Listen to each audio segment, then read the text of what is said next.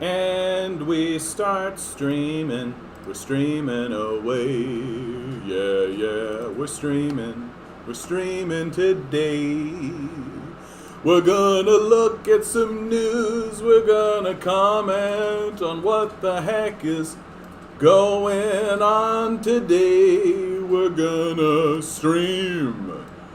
We're gonna stream today. Ba-da-ba-da-bum-bum, ba-do-boo-boo. Oh, cha.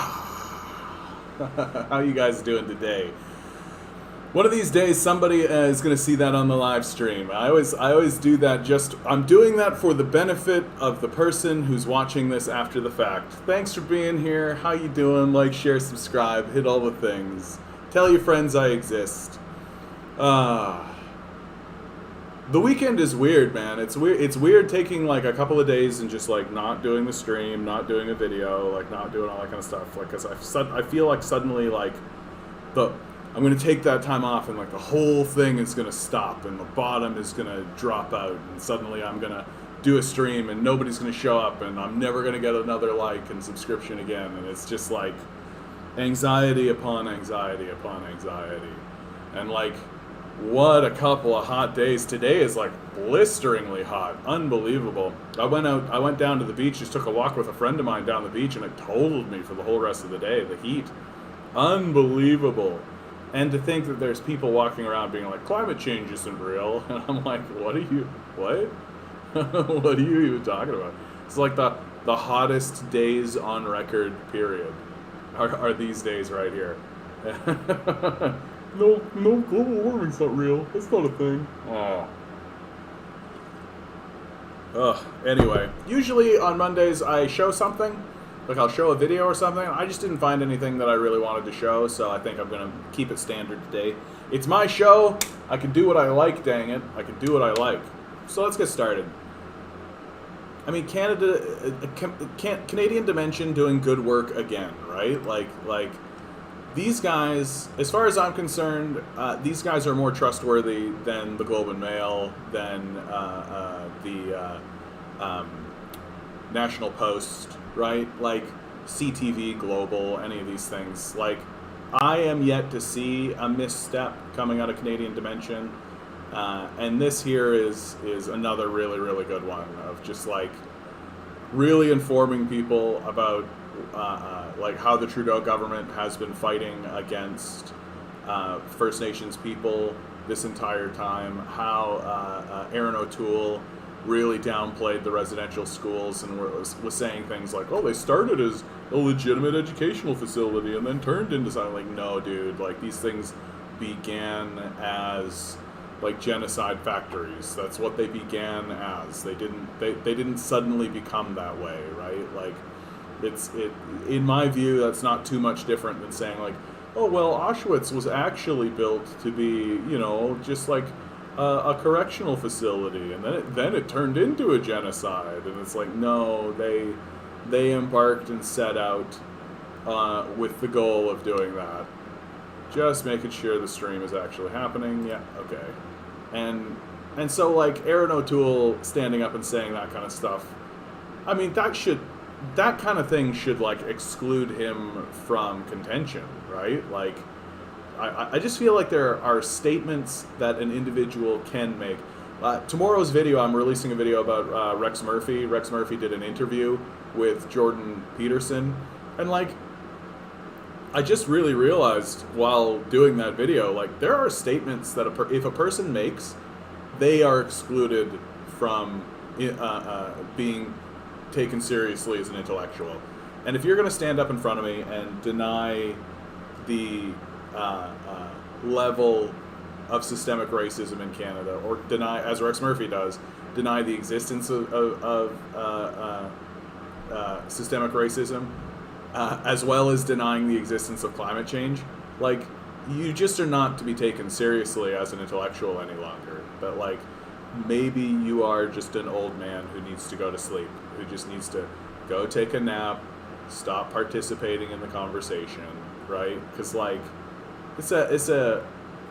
these are really, really serious issues, and to think that we are going to elect a leader who recently was saying that they simply meant to try and provide education, right?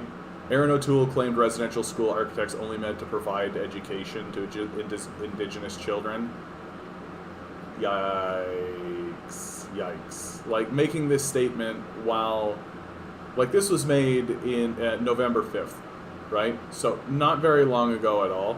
And, like, when is this report down? Yeah, so, like, December 15th, 2020. And of course, Aaron O'Toole has since, like, backpedaled and since sort of recanted on this kind of thing. But it doesn't matter. Like, that to me is just politics. He knows he has to do that. But, like, we really should be, we really should be always putting this in front of Aaron O'Toole's face and constantly reminding him that, hey, remember that time that you pretended like the residential school genocide was actually just an educational facility? Then 5 months later, we're literally exhuming a mass grave of First Nations people. Like, no, bud, no. So, like, and I mean, you're going to hear this if you come onto this channel and hear me talk about this at all. Like, conservatives are unelectable. Like, they're unelectable, and this is why. And, like, it even supersedes, like, the fact that it's very racist and, like, very troubling to try to downplay this ongoing, unfolding thing. But it's also highly delusional, right? Like, I don't want somebody this delusional taking charge of our governmental structures. Absolutely not. Like, I need somebody who's going to take a look at reality, who is going to say, okay, this is a real thing that really happened and is really happening. And I need that person to make decisions based in reality. So to me, like, Aaron O'Toole just completely discredits himself as a leader and as a thinker. And then on top of that, the conservatives are just like, we'll put it to a vote if we think climate change is real. No, we don't think climate change is real. Like, and it's so troubling that, like, a third of the electorate is still voting in favor of the Conservative Party. Like, while we're facing large-scale existential threats, while we're facing, like, the reality of what it means to be, like, in this culture, while we are exhuming mass graves. Like, it's and then, of course, this article goes on to talk about the how this is extended into the culture, right?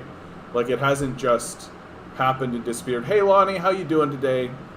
Talking about Canadian Dimensions article about the Canada genocide of First Nations people, residential schools, and, like, and the thing that people don't really know or really do think about it, like, this is still ongoing, right? Like, there are more First Nations children in government custody today than during the residential school system, right?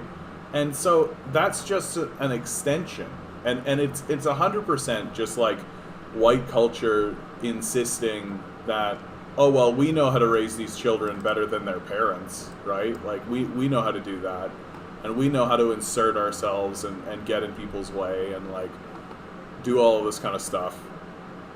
Not to mention the like, I don't know if this article goes into it, but, like, the sterilization of First Nations women that has happened, and it just needs to stop. Like, the Trudeau government is spending like $100 million fighting Indigenous children. Like, the Truth and Reconciliation Commission knows about these mass graves, demands a modest $1.5 million to find them. The money is denied. Hey Ruth, how you doing today? And so, just, like, I just wish we'd get over our bullshit. Like, I just wish we'd get over our bullshit about this. No, they just don't talk about it. They just don't talk about it. They're not trying to justify it. They just ignore it. That's it. Like, you can't justify any of this, right? Aaron O'Toole stood up and tried to say that oh, well, these educational schools did try to provide education, right? Like, he tried to say this and he got pilloried for it, right? Justfully, justfully is justfully a word, rightfully. Like this, as far as I'm concerned, those statements about the residential school make this guy completely unelectable. Like, there's no way that anybody should be electing conservatives while they're standing there denying the existence of this major crisis. So, I'm glad to see that more articles are coming out. I'm glad to see that people are talking about it, because this should not go away. It should not go away. Yeah, exactly, Ruth. You've nailed it. They didn't try. They just did it, figuring nobody would care, right? Like, yeah, or find out about it, or if they did find about it, there wouldn't be like, and like, again, I was talking about earlier that tomorrow's video is about Rex Murphy and his interview that he did with Jordan Peterson. And it really is like, he is from a generation where they just did not care. They just don't care about this kind of thing. And I mean, that's a terrible thing to say about like a whole generation, but like, when Rex Murphy denies the existence of systemic racism in Canada, like, he just doesn't talk about these residential schools. It's just not a point that is brought up. And if you're not going to even talk about like the residential school system and how it exists and still persists in Canada, then you can make any claim you like, right? You can say anything you like. And we have to point this out, and we have to talk about this kind of stuff, because if we don't, then it's going to allow the Rex Murphys of the world to just kind of weave a yarn about, you know, Canadian, like the spirit of Canada, and move on. Yeah, it's time to stop interviewing these old farts with 100-year-old thoughts. Well, and the trouble is that a guy like Jordan Peterson, like, he can do what I'm doing, right? He's just streaming, and he has a big enough following that he can just do that. And so he does interview these old farts with 100-year-old thoughts, right? Because he is an old fart with 100-year-old thoughts. And like fundamentally what these guys want to do is they want to protect what they call Western civilization, right? But like, the more you dig into what they mean by Western civilization, the more you see that what they mean is white culture, and specifically white supremacy. The supremacy of white culture is what they're defending and what they're trying to defend, and they really, really hate it when you critique these, like, Rex Murphy, for God's sakes, was saying like that these people are worthy of worship. Like, that's the level that we're talking about. Like, he's saying that we should be worshiping these thinkers of the past through Western civilization and all of this. And yeah, that minority fear again, you got it, Ruth. Where like, we're afraid of the idea that like, oh no, a black writer might write something, right? Like, someone like Cornel West might become an important and influential author and critical and social analyst, like that, and that if we do, we should wash away, you know, people like Martin Luther King, people like Malcolm X, that these people just should be washed away in a tide of you know, white power. And who we really should be listening to are Homer and Milton, and like we should really certainly be not asking ourselves, like, were these guys committing or ignoring a genocide while they were writing? Were these guys literal slave owners? That's something that we should never ask, ever. And no, we should instead worship them, because they are the stalwarts of Western civilization, and certainly we shouldn't ask basic questions like, hey, do we think that ignoring these genocides and slavery and instead just paying attention to old white men and what they have to say about the world, are we concerned that that might be part of the thing that is perpetuating these genocides and slaveries? Like, are we concerned that by ignoring what we're doing and instead focusing on what, you know, old white men think, that is just going to continue what we're doing in the world? And do we think that what we're doing in the world is acceptable? And ultimately it just comes down to what I've always been saying and what I always say on this channel, which is that if you want to defend capitalism, right? If you want to defend capitalism as a system, you have to be delusional, because you can't admit that things like climate change are real if you really want to defend capitalism, because capitalism is the reason climate change is an issue. And if you acknowledge that that climate change is real, then that forces you to admit in some small measure that the system that you live in needs to at least be reformed. And if you're like a hard right conservative like Jordan Peterson or Rex Murphy, well, you don't think the system needs to be reformed. The people who are laying out the critiques are the problem, right? Certainly it's not us, the old white racists, that are the problem. It's got to be this new brand of university student who refuses to worship these old white supremacists. Like, they're the problem. Oh, okay. Mounties criticized for wearing thin blue line patches at BC old growth logging protests. I don't understand how, if you're wearing this thin blue line stuff, you should be fired. Like, I don't get this. Like, our police officers, first of all, why is a police officer wearing a patch of any sort that is not part of their uniform or anything? But second of all, like, we know what this thin blue line means. Like, it's you're not like making some kind of statement about your service. This is a signal to the people around you that you are a white supremacist and that you are kosher and on board with the white supremacist movement that exists in Canada.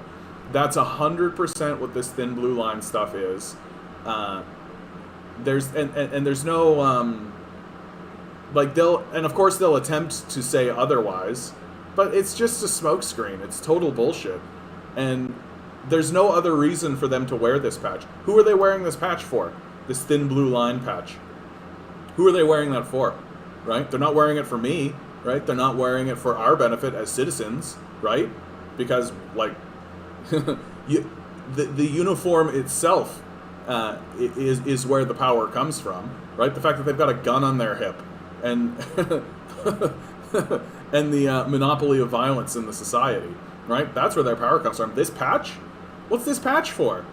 Right? It's for other white supremacists and for people within the police forces to understand where you stand. Right, and it's not with minority groups. It's certainly not with these protesters, who in this Fairy Creek situation is escalating. That people are starting to, like, let's see. Hold on. The patch delineates the important and often dangerous role police officers play in providing a barrier between social order and chaos. Well, even within this statement, right? Between social order, which is capitalism, right, and capitalists and Western civilization and white culture, and chaos, which is minority groups, groups that think that we shouldn't abandon the poor or the disabled, right? Like, what is reform to capitalist but chaos? And it's kind of hilarious because the whole neoliberal capitalist ethos is, let's sacrifice everything to the free market, right? Which is you might as well be saying let chaos reign. Sacrifice everything to the free market. Let the invisible hand of the market decide, right? Like, and my analysis of how the society is structured has these police officers acting as defenders of chaos. And all they've done is said that, oh, well, the capitalists are order. Like, it's inverted. Everything in our society is inverted. Drives me crazy. The Beaverton. Canadians sweep Junos. Bless them. Bless them.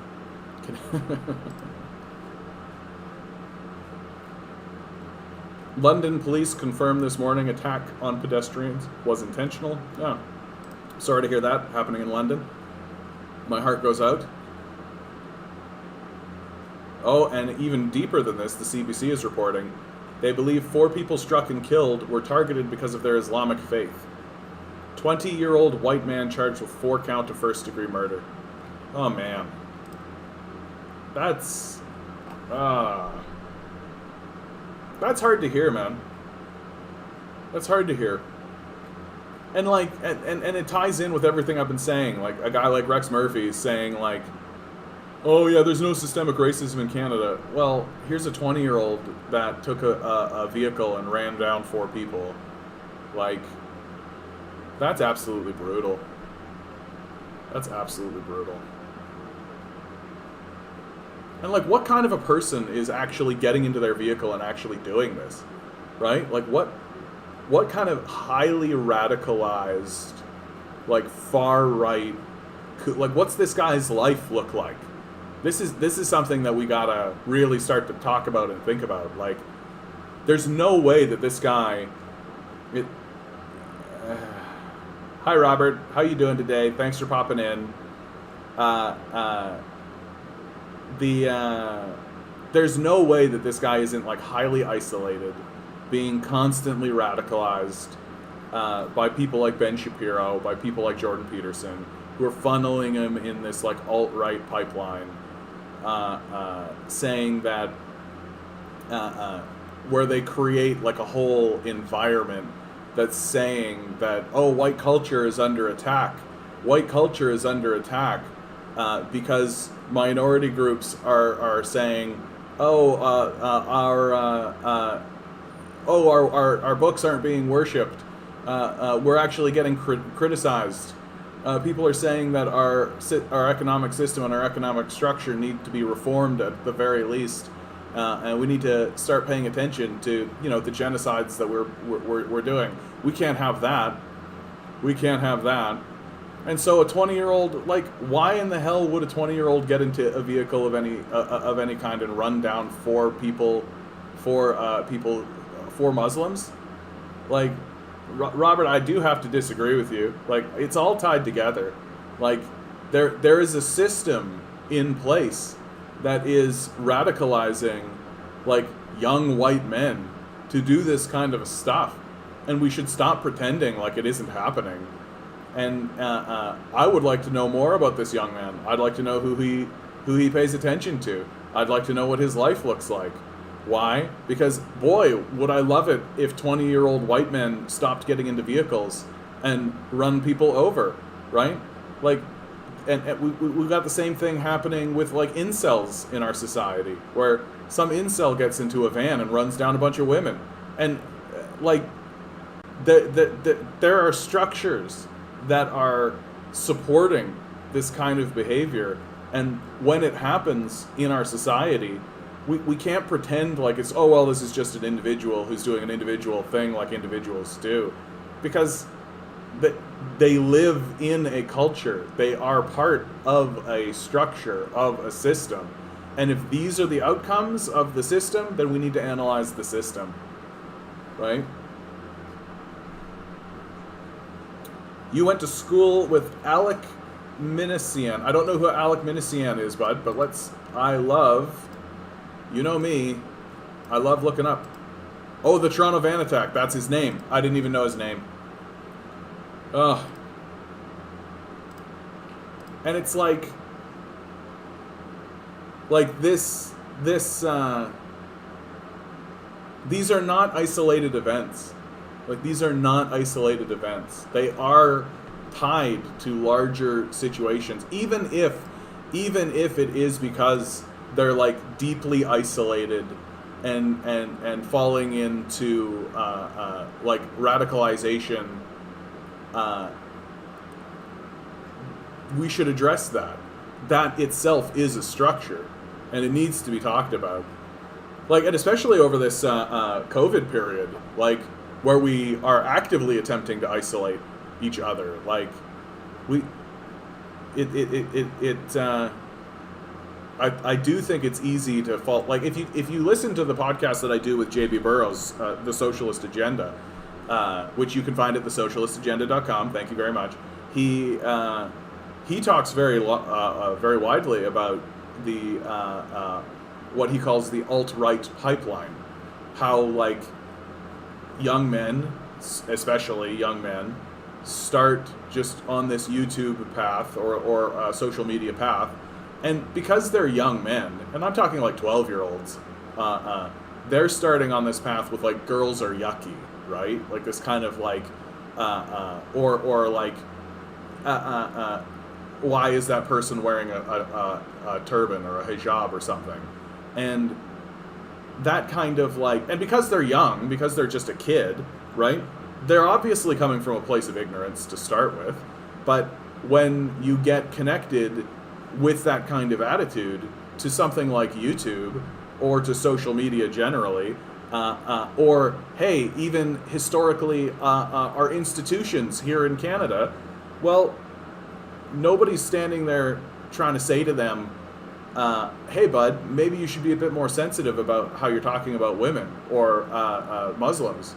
No, you're going to start running into people like Ben Shapiro. You're going to start running into people like Jordan Peterson, who have a very like white power view of the world, who have a very far right view of how things are going, and those voices are going to radicalize you, especially if you hard commit, right? Like someone like Peterson, especially.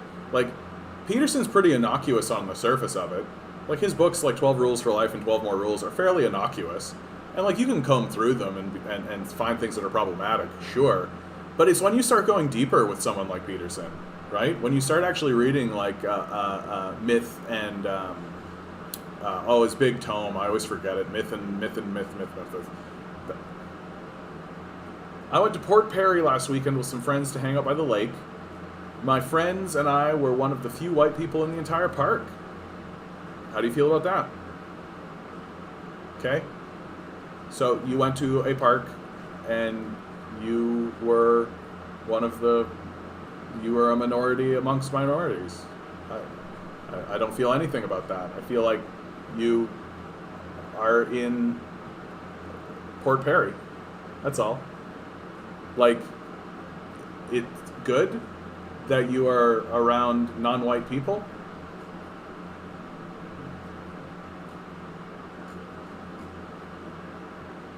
But this is the thing, is that, like, we can trick ourselves into believing, like, oh, well, we're so multicultural and there's all this, and this is what people like Rex Murphy have done. That's fine. We can disagree, Robert, as long as we talk to one another. Like, Robert says, John, economically we agree, but when it comes to race issues, I tend not to agree. And again, that's completely fine. We should have an unfolding conversation. And here's what I'm getting at, Robert, is that there's this tendency, especially among the right, to believe that, oh, well, because I'm out in the world, and there's all of these, like, and Canada has the appearance of being multicultural, right? And because here I am out in the world with all of these people of many races and all of this, well, obviously we're not systemically racist. Look at how much diversity exists in our culture, right? Which to a wide degree is true, right? That Canada has fairly open immigration policies and allows a fairly large immigrant communities to come in. But, like, we also have really, really preferential treatment for white people in the community. And also on top of that, like, we have a long history. Like, who has the wealth in Canada? It's white people, right? Like, that's what we're talking about when we're talking about, like, systems and systemic racism, right? Like, you can say, oh, look how diverse we are, all you want, and then pretend like the story's over. But, like, white people have all the money. It's very likely that white people will keep all the money because that's how the whole thing is structured. And there's this sort of capitalist myth that goes along that says that somebody will, oh, no, if you just bootstrap yourself, right, you can ascend and hard work and all of this kind of stuff. So it's only a matter of time until, it won't just be white people at the echelons, it'll be this diversity profile. Who has the wealth in Canada? It's Chinese by a long mile? Nope, it is white people. The wealthiest people in Canada are predominantly white. There is one Asian billionaire, and his name is Joseph Tsai, and he essentially moved from China with enormous amounts of wealth in the first place, and then becomes a Canadian citizen. Uh, uh, and so, like, he's essentially a Chinese billionaire who moves to Canada and is now a billionaire here, right? So it's not like it was generated by Canada. He didn't like come up from poverty or anything like this. Like just do a Google search of like David Thompson. Do a Google search of the Weston family, the Irvings, the Pattisons. Like the wealthiest people in Canada are all white, with like the one exception of a guy that moved from China. So like, you could be right about individuals, but when it comes to family comparisons, as Chinese, Robert, like you are so like you are unbelievably wrong. Like with all due respect, like you are unbelievably wrong. The like the Irvings are a family, the Westons are a family, the Pattisons are a family, David Thompson, right? The Thompsons are a family. Like they're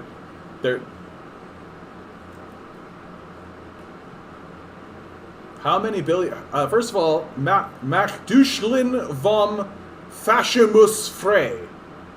That's quite a name, bud. What's that mean? Dutchland. Anyway, how many billionaires of color can you name? Joseph Tsai is the one who lives in Canada. Oh, and you've retracted your message. Okay, well, it's there forever, my friend. We've stamped it into the world. It's in the world. I mean, but you can just Google this. Like, this is so easy to Google. I don't understand why we're having like this controversial, like, Canada's richest people. Like, here you are. Oh, hey, Joseph Tsai's gone up. Good for him. And like, this is the list. David Thompson and family, right? Joseph Tsai, and you can see David Thompson and family by a wide margin. And like Joseph Tsai, I've already talked about his story.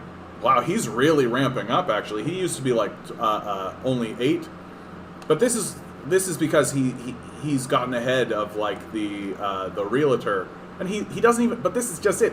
He lives in Hong Kong. Like, he doesn't even live in Canada, right? But like David Thompson, and so I mean like this one guy, sure, China, but Galen Weston, Toronto, Edward Rogers, Toronto, Montreal, right?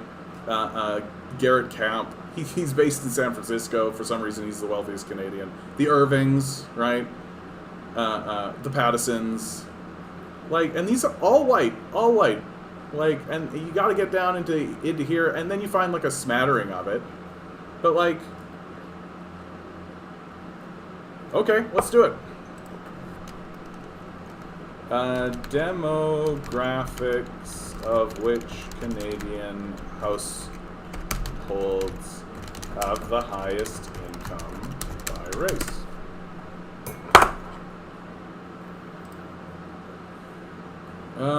I mean, it.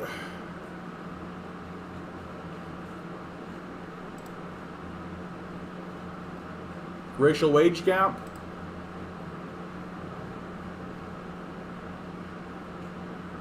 I mean,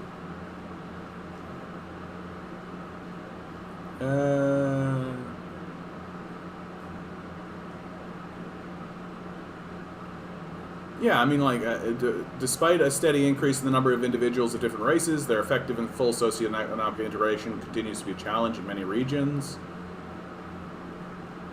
Like, can you? Is there an article I should look at? Is there something concrete I should search? Hey DJ, how you doing?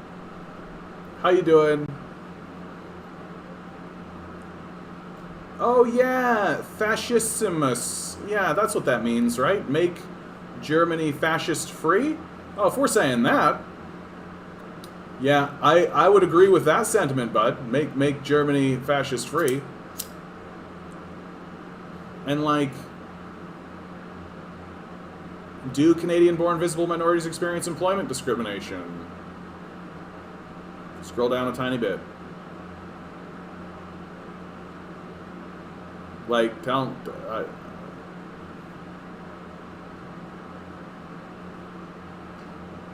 I mean, the racial wage gap is not as pronounced as the immigrant wage gap. Similarly, nonetheless, employment and comparison barriers due to race do exist. What is more, they have a profound impact on the health and well-being of radicalized Canadians or racialized Canadians and affect the nature of poverty. Like, this Conference Board of Canada. Okay, so they experienced the least gap. That's great. But like but like that's not the like racial wage gap. Actually looks like it's Latin America. What do we got? Chinese, Japanese. Here you go. You should have been saying Japanese this whole time. So like the Chinese have less, but where's white people? Oh, white people are this. Like white people are the bar by which we're measuring all of this. Right? Like when we say racial wage gap, and this is interesting to me, like racialized Canadians are literally everybody who's not white. And like white people don't even go on the list because they're the bar that we're measuring everybody from. So like, so fine, if you want to say that like Chinese in comparison to all other racial groups that exist here in Canada are the ones that are experiencing the least gap when compared to white people, fine. But like there is a wage gap. There is a gap that exists between white people and everyone else. This is an interesting one. That the Japanese, I won't comment on it because I don't know why. Oh, here you go. Canadian-born individuals of Japanese ethnic ancestry earned on average 3.7 more than their Caucasian counterparts in 2010. And no further statement on that. So, I feel happy moving on from this. Okay, well, I'll gladly look at your sources, bud. And even more than that, Robert, if you were to donate a few dollars through my Patreon, I could get you into my Discord, and then you could just put the links right in my Discord. We have a nice little community going on our Discord here. We like to post all kinds of stuff. For example, Barnabas here posts canceling cultures since 1867. And this is a picture, I forget from where, somewhere on the East Coast, they've taken down the John A. Macdonald statues. Because, like, we're trying to deal with our own internal white supremacy. Are they not white? I always considered them so. What? Okay, I'm moving on from this conversation. This is a bit touch and go here. Yeah, all the news is about this crash because it just happened. It looks like deeply unfortunate. Yeah, we're just gonna move on. We're just gonna move it on. Just move it on. For the last 2 weeks, I've been secretly muted from 99.9% of Twitter. Only people who follow me see my tweets, so when you retweet me, it goes into a black hole. I even created 2 dummy accounts to verify this. Wow, Dan Price. Okay, if you guys don't know who Dan Price is, Dan Price is he is the CEO and I believe partial owner of a credit card company that decided to make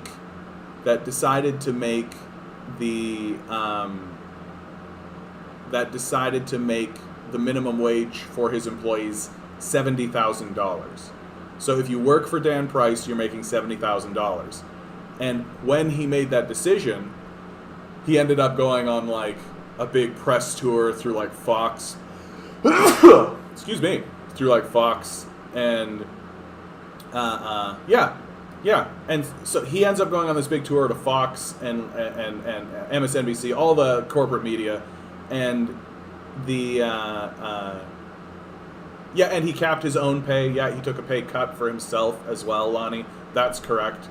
And Lonnie you're absolutely right to point out, like, yeah, that Dan Price tweet, right? And so at the time, all of the commenters were saying, like, Dan Price, this is going to collapse. It's a total failure because it runs completely counter to the neoliberal idea that we should be sociopathic, greedy nightmare creatures. That's the way to do things. And what has happened? Well, his company is flourishing, right? The people who work for him are happier. They're having more children.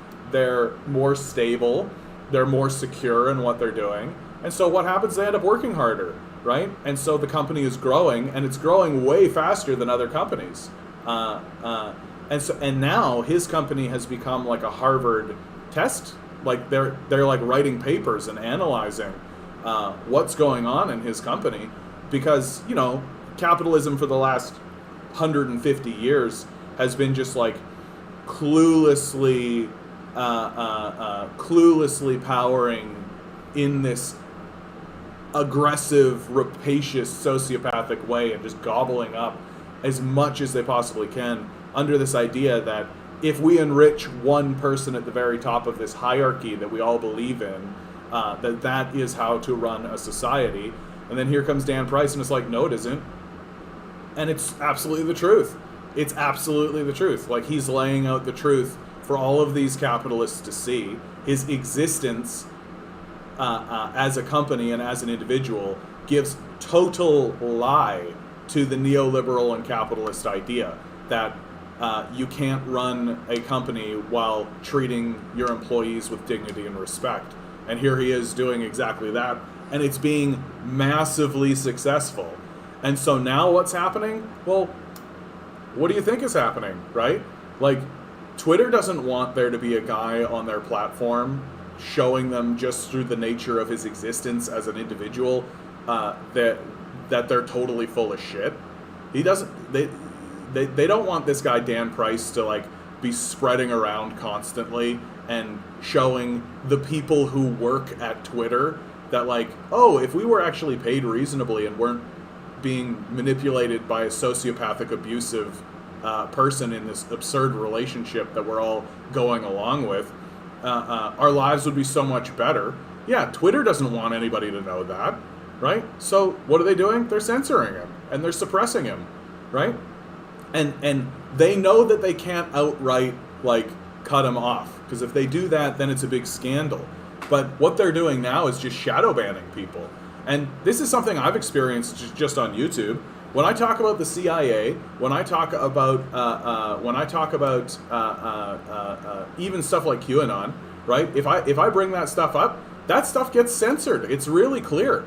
Like, when I put up a video, I expect it to get at least 100 views. But when I put up a video about the CIA, when I put up a video about issues that they don't want you to be talking about, I'll get like 20, 30 views on those videos. And it's not because people aren't interested. People are interested. They just, that kind of stuff just gets suppressed. Let's see here.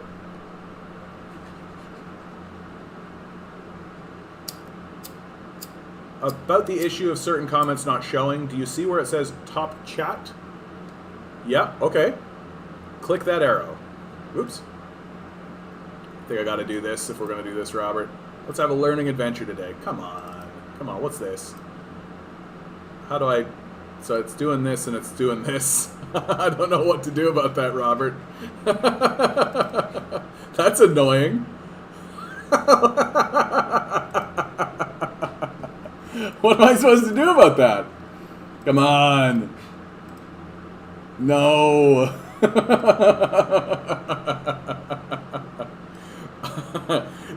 Robert is just over here being like, oh, I can tell him to do this, and I can get him to do that, and and then he'll do this and that, and it'll be great, and then we can have a whole point. And I literally click on the button, and it's just like completely obvious. This is it. This here. Oh, okay. So if I click here at the bottom, it's going to switch the mode to allow all comments. Is that right? So if I click here, did we do it? Did we do it? I'm going to pretend like we did it. Okay, great. So I don't understand what that does. Does that let people put in links in the chat? Robert, did you fix my problem? Like, I've been having this huge problem for forever. I even searched this on Google. I was like, how do I do this? And then you just come along and you're like, how do I fix this? I'll tell you, Jonathan. But Robert saves the day. He comes in and fixes my chat. Rob, you're very helpful. Thank you so much. Perfect. That's great. I hope I don't get pinged for singing the Superman song.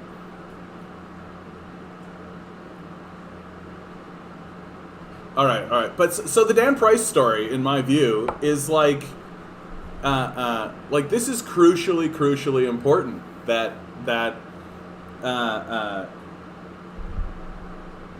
organizations like this, they won't ban you outright, right? But they will shadow ban you, right? And what's he saying here? So it's only the people who follow him directly see his tweets. But when you retweet him, it just disappears, right? And this is why it's so important. Like, someone like me, if you're listening to this and you're thinking, like, I like this guy, this Canadian commie, this John, right? I hope that he's successful and I hope he does well out in the world. Well, the only way that that's going to happen is if you get people to actually subscribe to me. Because if you share like my content, or you share what's happening, you share what's saying, it's going to end up like this. It's just going to go down into a black hole, right?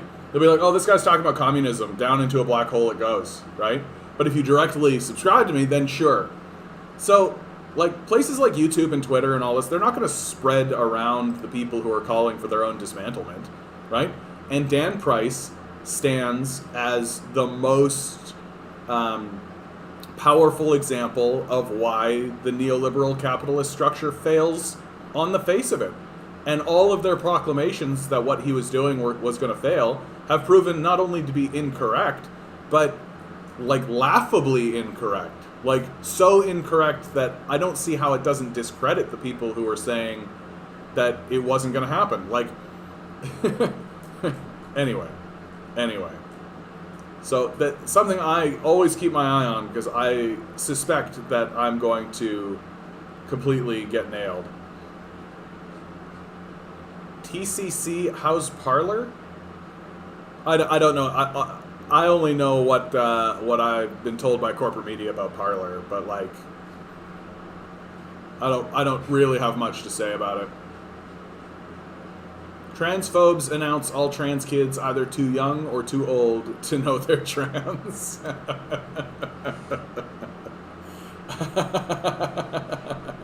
Man, the Beaverton, man. These guys, they got it figured out.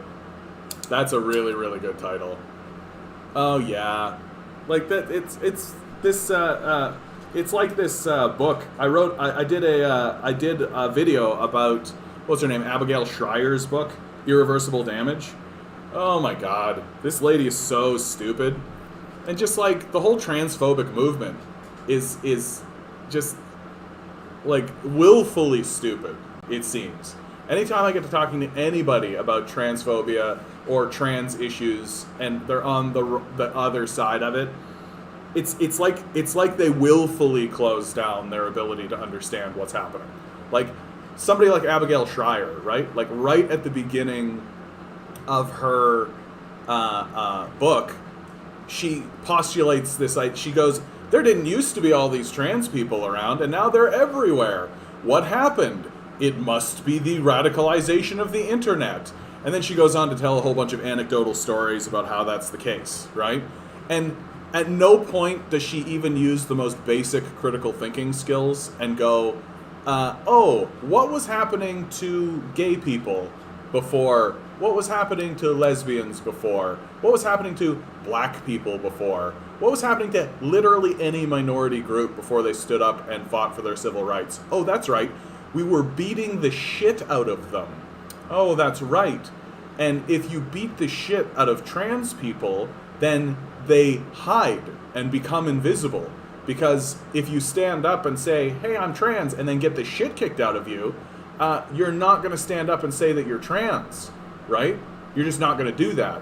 And so suddenly we live in a society where it's at least passe to beat the shit out of trans people. Not that we do anything about it, right? Trans people still get the shit kicked out of them. But it's slightly passe, and the youth certainly are more accepting and are more saying, like, well, if a person can be gay, then this trans thing seems okay too. And if you're living in a society suddenly where you're a kid and you're born and you're trans and you go, hey, I'm trans, and nobody kicks the shit out of you, well, then you're going to go off and live your life. And the thing that transphobes like Abigail Schreier can't handle is the idea that there always were this many trans people. The amount of trans people that you're seeing now are the amount of trans people that there always were. It's just that we were beating the shit out of them, so they were hiding, right? But if you ignore that, if you ignore the obvious history of what was happening to the trans community by the white patriarchal society that we're all supposed to defend because Western civilization is good somehow, then you can say what you like. And you can make any idiotic proclamation you want. And Abigail Schreier does. So, the Tankies were correct again. White House admits CIA involvement in war on corruption, which jailed Lula and elected Bolsonaro. What? You mean the CIA? Any reason to open Google Maps. Any reason to open Google Maps. Let's go to the map. We're in Brazil. You mean the CIA, which has historically attempted coups in Venezuela, Colombia, Ecuador, Peru, Bolivia, Paraguay, Argentina, Chile, Uruguay, Nicaragua, Guatemala, Mexico, Cuba, Puerto Rico, would also get involved in the politics in Brazil? What? I always just assumed this was the case, right? Like, this is the thing. Like, I'm glad to see that somebody's reporting on it. I'm glad to see that somebody's talking about it. Like, Brazil Wire, White House admits CIA involvement in war on corruption, which jailed Lula, who was a left-wing socialist, and elected Bolsonaro. So they literally just arrested a political opponent of an eco-fascist, someone who calls himself an eco-fascist, and we're all just supposed to, like, ignore that. I'm a little bit worried because now that I've changed it to live chat, nobody's actually posting in the chat, so I'm a bit worried that, like, Ruth, I know you're still here. Just hit me up with anything. What about you, Lonnie? Hit me up with anything. Robert has said a couple of things. I'm just worried that I've messed with the chat, and now I'm worried that nobody can interact with the chat.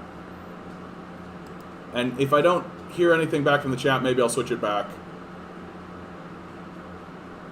Okay, Lonnie's here. Okay. You guys are just enthralled by my excellent speaking, so perfect. Hey, oh, perfect. Thanks, DJ. Okay. That makes me feel a lot better. Perfect. Editorial staff of The Atlantic unionized. Perfect. Thanks, Ruth. Thank you.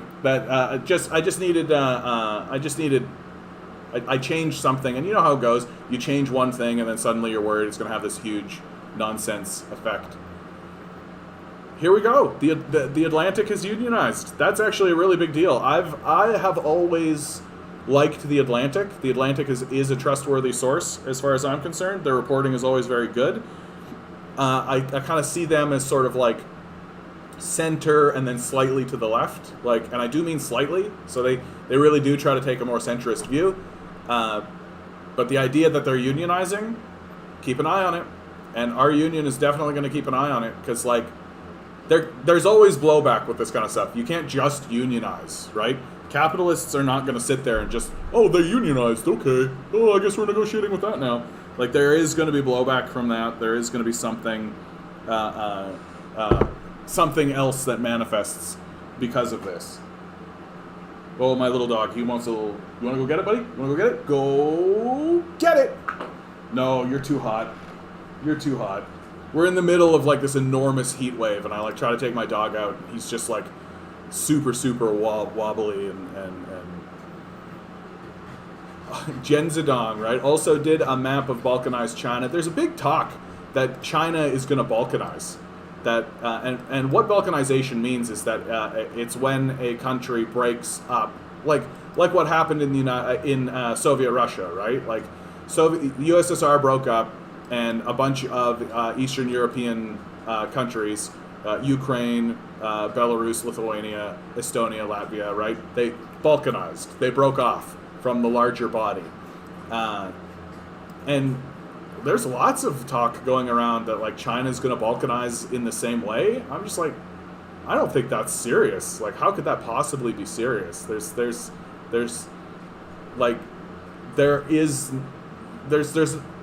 more protest going on in the United States than is happening in China, with like the exception of Hong Kong, which is well deserved. Like the Chinese deserve what's happening in Hong Kong. So Robert asks, why during World War II did the capitalist countries allow with the communist ones? I assume you mean ally with the communist ones. Because the threat, like Germany posed during World War II a massive existential threat that, so to understand this question, you really got to understand what happened after World War One. That there was an agreement signed called I just read this and I'm going to forget what it's called. Anyway, there was an agreement that was ratified that essentially put Germany into a perpetual never-ending debt, right? And who were they in a perpetual never-ending debt to? The United Kingdom and its allies, right? That Germany ends up losing World War One. Okay, buddy. Okay, good boy.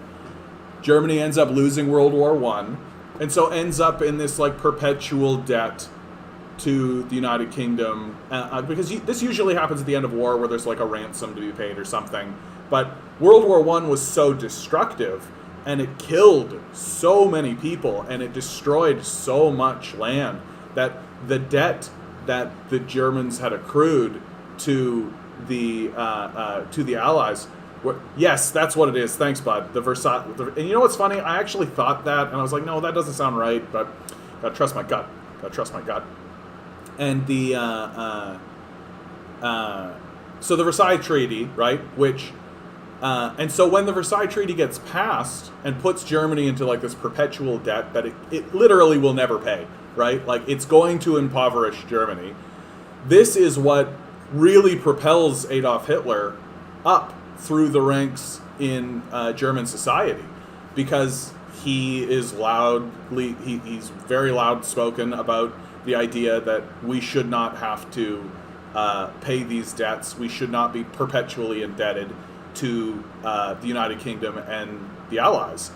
And so when Germany goes to war under Hitler, right, and Germany really ramped up the industrialization of war, right? That industrialization had occurred in World War One, and that was a big reason why World War One was a big catastrophe. But World War One was really just like nobody planned for it. It just kind of happened, right? You have stories come out of World War One about the Gatling gun, and like we've got like documents and diaries and journal entries from generals of that day who genuinely did not believe that the Gatling gun could just kill an entire battalion of men, right? They didn't believe it. So you have generals just sending wave after wave of men at this entrenched Gatling gun position, and the Gatling gun is just like, you are all dead. Like, you are all dead. And so the industrialization of war, which begins in World War One, and really, really like completely alters the landscape of war. The Germans take all those lessons of industrialization, and they just ramp it right up. They just take it to the next level, right? And so the tanks that they start fielding are like high. This is why I'm super forgiving of France. Like everybody's like, oh, the French, they surrendered. What a bunch of wusses, right? They have no backbone. But like German industrialization of tank warfare allowed a battalion of tanks to go from Berlin and Paris in a day, That had never been done. That had never been done.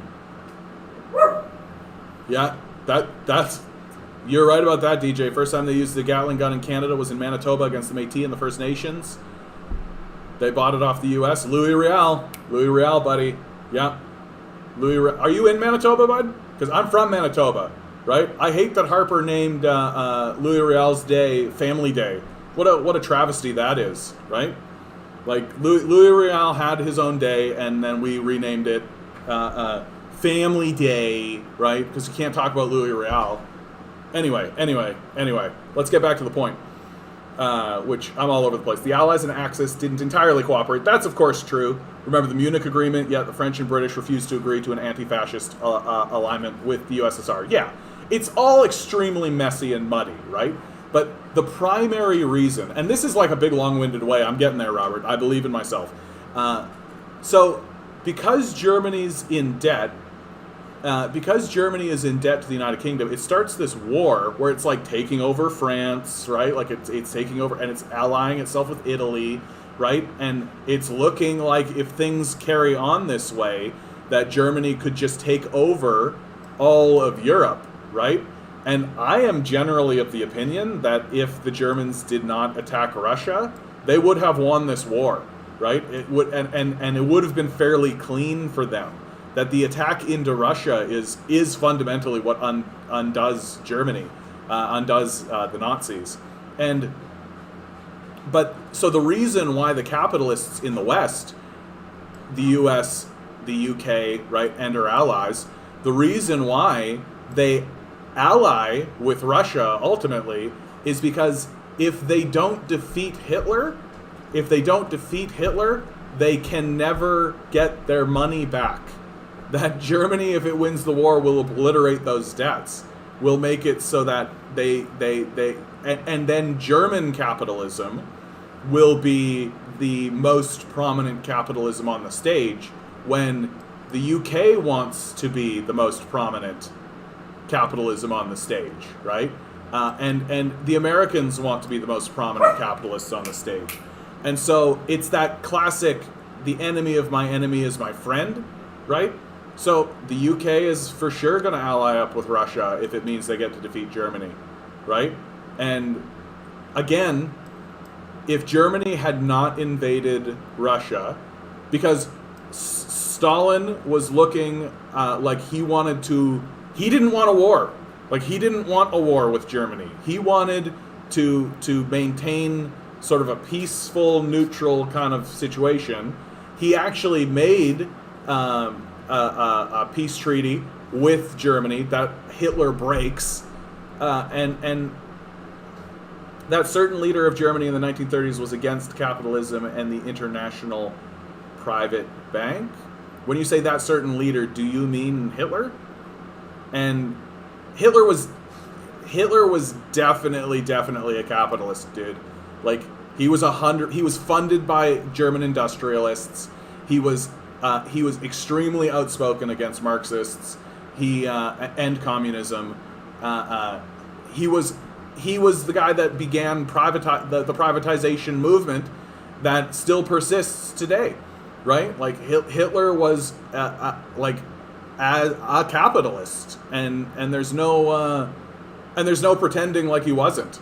Like this is what gets really funny when I start talking to people who try to pin all kinds of atrocities to Russia and like, oh, there was a famine, and oh, the Chinese are doing this or that. It's like, I'm literally like, Hitler was a friggin' capitalist. Like, what are we talking about here? Like, let's not mince words, right? Hitler was a capitalist. He was well funded by capitalist industrialists in his own country and in Austria, right? Like, there's a reason why he became the political leader of that country, and it wasn't he had money. And this idea that like, oh, there's the name the German Workers' Party. Yeah, he took it over. He co-opted it, right? He co-opted it. So like, are we doing apologetics for Hitler now, Robert, in the chat? Is that what I'm seeing? He also created Volkswagen, right? I mean, also, presided over the industrial massacre of the Jewish population, not to be forgotten. And so ultimately, to answer your question, Robert, the reason why the capitalists ally with the communists is strictly for short-term political gain. And you know that's true because after the war ends, instead of forming like major alliances with Russia, instead of continuing to work with Russia, the official position of the United States, who becomes the leaders of the capitalist world post-World War II, the reason why so the United States creates the first world, which is essentially the United States and allies throughout Europe, including Germany, funnily enough. So the capitalist world becomes the first world, right? And we know what the third world entails, right? The third world is the global south, like the impoverished nations down here who don't have anything and who've been blown up and exploited the whole time capitalism has existed.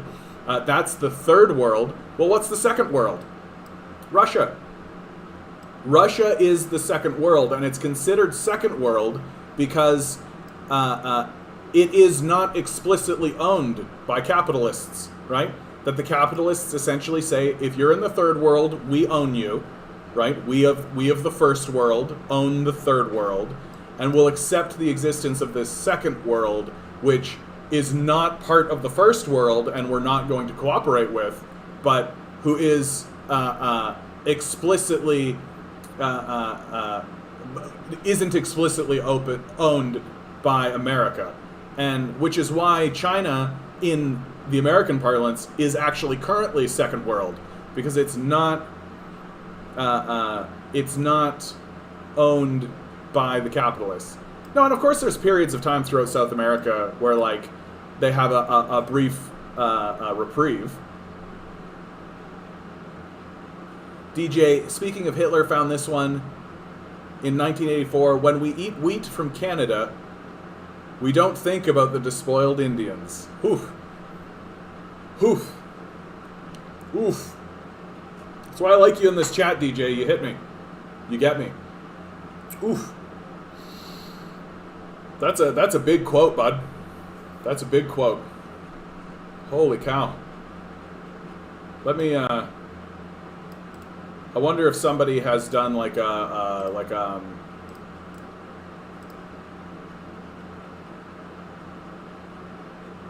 it's always good to see if somebody's done like yeah, look at this, man. Sheesh. Sheesh. Oof, okay. I gotta push through that, DJ. Oh fuck. Yeah, like and that's a really important point that you're bringing up, DJ, and it's because it's implied in the statement, right? Like, Western capitalism, American and Canadian capitalism, was totally in bed with Germany on the lead up to World War II, right? Like we like the IBM computing company made the machines so that the Holocaust could occur, right? The Coca-Cola company was deeply entrenched in German culture when the Nazis were in power. American corporations were building much of the machinery in Germany that are ultimately used to wage war throughout Europe. That, like, for goodness sakes, we were making Adolf Hitler the Man of the Year in Time magazine and all this kind of stuff. So, like, if it hadn't have been for... And I strongly believe this. If Adolf Hitler had simply not attacked Russia, yeah, Hugo Boss made the Nazi uniforms. Yeah, of course Nestle was involved. They're a bunch of sociopaths. They want to own all the water. If Germany had not attacked Russia, if it had simply abided by the peace treaty that existed between Stalin and Hitler, that they forged together, and if Hitler had have kept it in Europe and made it a European conflict, I think he would have won. He would have won that war, because the thing ultimately that defeated Hitler And we actually have a radio conversation between Hitler and someone talking about why the Nazis lose on the Eastern Front against the communists. And in Hitler's own words, it was because he didn't anticipate the productive capacity of Soviet communism. That the Soviets were able to just produce these tanks at a rate that the Nazis didn't anticipate. You're just, I love you, buddy. You, Mach Deutschland, what should I call you? Frey. I'm going to call you Frey. Or Mach, what? I don't know what to call you, bud. You're great. I love having you in the chat. You're just like coming up with all the actual stuff. Molotov-Ribbentrop Pact set to expire 1949. Yeah. And like, if he had just left it until 1949 and taken over Europe, because he was going to, he already owned like huge sections of it, right? He had France, right? They're pushing to Spain, Portugal. It was very likely that they could take the United Kingdom, right? In spite of Churchill's speeches and all of this. And the reality was that the United States didn't really want to get involved, right? The United States the people didn't want to be involved in this conflict. They saw it as a European conflict and they wanted it to stay that way. And it wasn't until the Japanese actually attacked Pearl Harbor that they're able to galvanize the political will of the populace in order to get boots on the ground over there. But like, if Russia is not spending all its time on the Eastern Front fighting against an invading Nazi force, they're probably gonna trounce Japan, right? Because while this is all going on, of course, Russia and Japan are also fighting, right? Like, and if Russia is pushing on Japan, causing them a bunch of problems, is Japan going to come over and take a swing at the United States? Anyway, now we're getting into like hypothetical theory crafting and all that kind of stuff. But so to land on it, finally, Robert, I've touched on it and I'll land on it one more time. The reason why the United States and the United Kingdom and their allies ally with the Soviet communists during World War II is strictly for short-term gain, because both of them were against Germany, and everybody was just against Germany. And Hitler ends up kind of defeating himself, honestly. Just sort of, he just didn't need to attack the Soviets at all. He just didn't need to do it.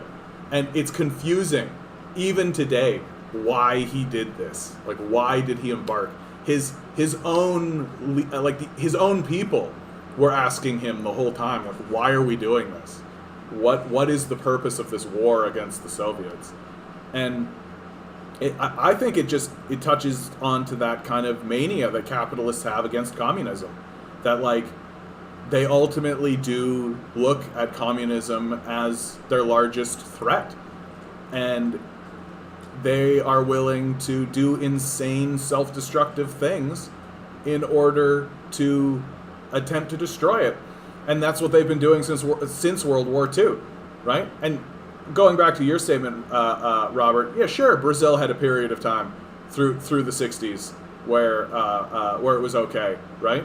The CIA and the military can only do so much. Throughout the 60s, like, we're getting into this territory, right? This is what the United States was spending its time focusing on. And why? Why is it focusing on this region, right? Because they're concerned about what they call the loss of China, right? The Americans, when China built nuclear bombs, right, the Americans bemoaned this and called it the loss of China. Because obviously they owned China. They believed that they owned China. But now that China has nuclear deterrence, they no longer own China. And so what are they doing? They're destroying Vietnam, destroying Cambodia, getting into all this stuff, the North Korean, South Korean war. Like, they're engaged in this region, and so they leave these guys alone. They leave these guys alone for a second. Yeah. It was the vanity and the ego. It always meant, yeah, you're right about that, Ruth. Well, and the capitalist craze against communism is all about vanity and ego, right? You can't have competing, as much as the capitalists talk about competition, you can't have competing economic systems, right? Especially if you have like a supremacist viewpoint, right? You can't have economic systems that kind of work together and then figure themselves out and maybe learn from one another and kind of amalgamate and figure out how to talk. No, we need to dominate, control, and eradicate. And if your system isn't compatible with our system, we're not going to do anything to try and be compatible. We're going to destroy it. That's what capitalists do with communism. Look at the first Google image search for anti-Masonry. There's no alliance between... If there's an alliance between capitalists and communists, dude, like... that... okay. Anti-Masonry.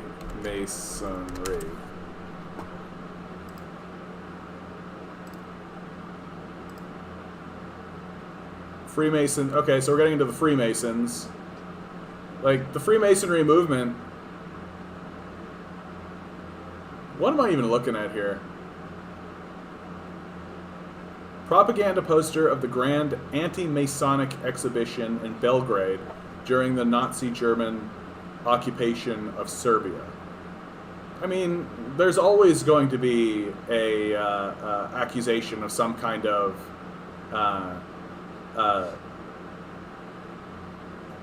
like, our history is laden with the with secret societies like the Freemasons, right?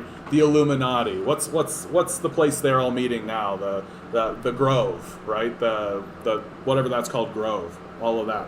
Yeah, of course, rich people get together and talk to one another, like, and it shouldn't be surprising whatsoever that like rich people in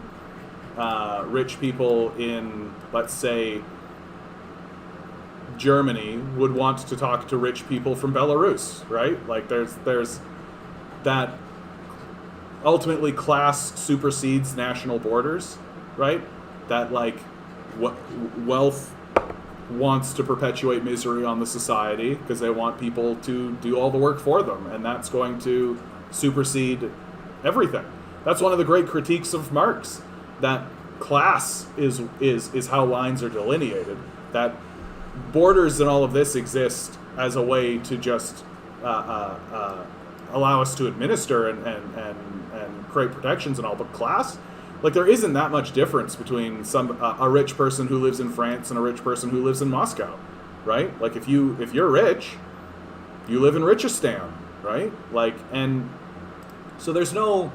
So, and what do? You go to like your secret society meeting and you have your like big conversation, but this is just propaganda. Like, this is just a propaganda poster. So I don't know that much about the Freemasons to be able to comment on this any further, right? But like, there's no but the idea that like communism and capitalism are like allied with one another, if that's the case, then American history is nonsensical and doesn't make sense, right? Like, the capitalists went into Vietnam and Cambodia and destroyed them explicitly to prevent the spread of communism, right? Like, that Western capitalists explicitly do things stated and full-throated in like official documentation and murder millions of people and drop millions of bombs in order to prevent the spread of communism. What is the McCarthy era in the United States, right? Like, the McCarthy era throughout the United States, McCarthyism was explicitly and it destroyed people's careers. It was expressly anti-communist, and it ruined people. And so this idea that communists and capitalists are somehow allied with one another, I mean, it's just I don't know. It was a dog and pony show, not to the people who lost their jobs, not to the people who weren't able to get, like, you, Robert, what you are indicating is some kind of global planned conspiracy that would be so enormous that it would be impossible to keep a secret, right? It would be completely impossible to keep such a thing from the public. Like there's just too much information, and things are too loose. In Canada, we also had Mackenzie King, Prime Minister Liberal, who's a big fan of Hitler. Met him, got a signed picture of him. Yeah, there's also a swastika club in Toronto. Yeah, there were big conflicts that happened in Toronto over people who were displaying swastikas. Sections of Toronto actually just get smashed up because of the fights that occurred between the Nazis and the pro-Jewish people living here. So the idea, yeah. And honestly, fascism is alive and well here in Canada. Like the Canada Infrastructure Bank is a fascist institution. Just like structurally, it is a fascist institution that exists here in Canada. Nobody talks about it. We ignore it. But it completely allows capitalism to entrench itself in government power. Right? It's entrenched.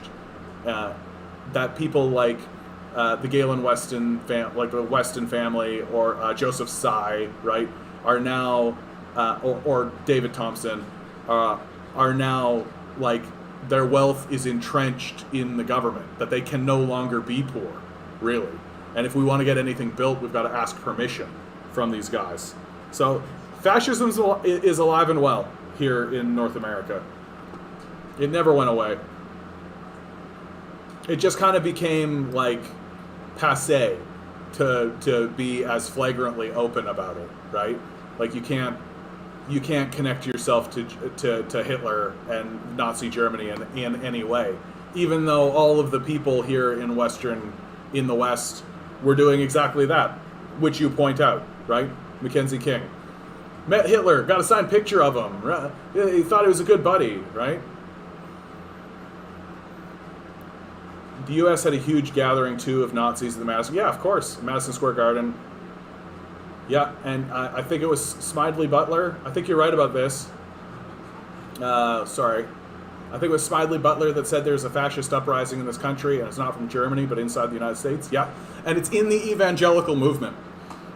Chris Hedges wrote a book called Christian Fascists, and he really talked about how evangelical Christianity is a fascist movement at the heart of it. It's intentionally done, and that the leaders within the evangelical movement are either completely delusional or very aware that what they're doing is move towards fascism. Like, for God's sakes, like the evangelical community, like all of this that's happening throughout the United States, the total destruction, of the Middle East, like the total destruction of Libya, the total destruction of Iran, the desire to destroy Iran, this whole situation in Jerusalem and Israel, it's completely the evangelical Christians believing that they have the right to do a crusade, right? To be like righteous destroyers of the Middle East, so that when the rapture happens, God will come and continue their work. Right, like it's really, really crazy what's happening right now, and it's completely tied to this idea of fascism existing throughout the United States and Canada, which it certainly does.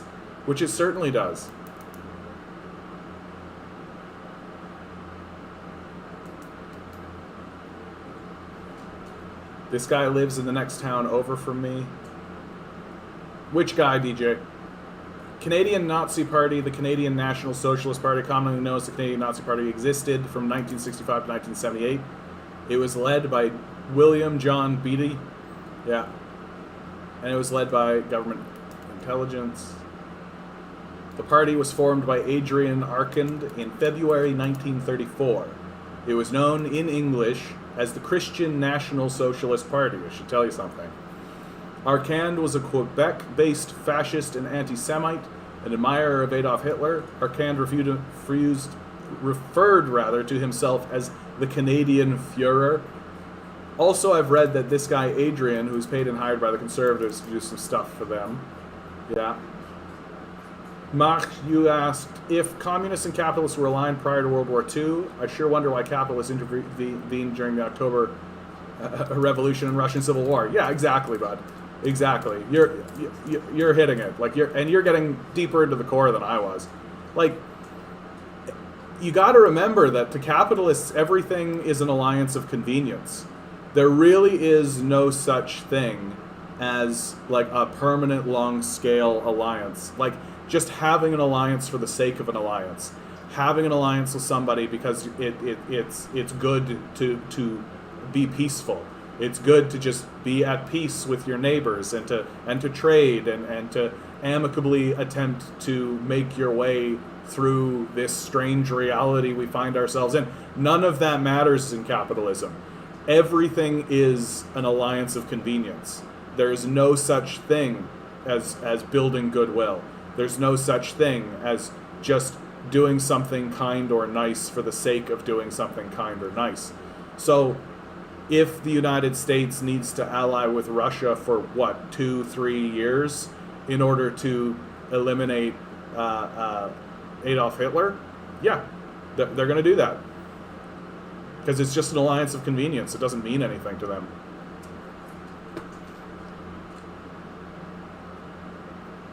Yeah, big deal. Sounds like a Trumpster like Bolsonaro in Belarus. Belarus?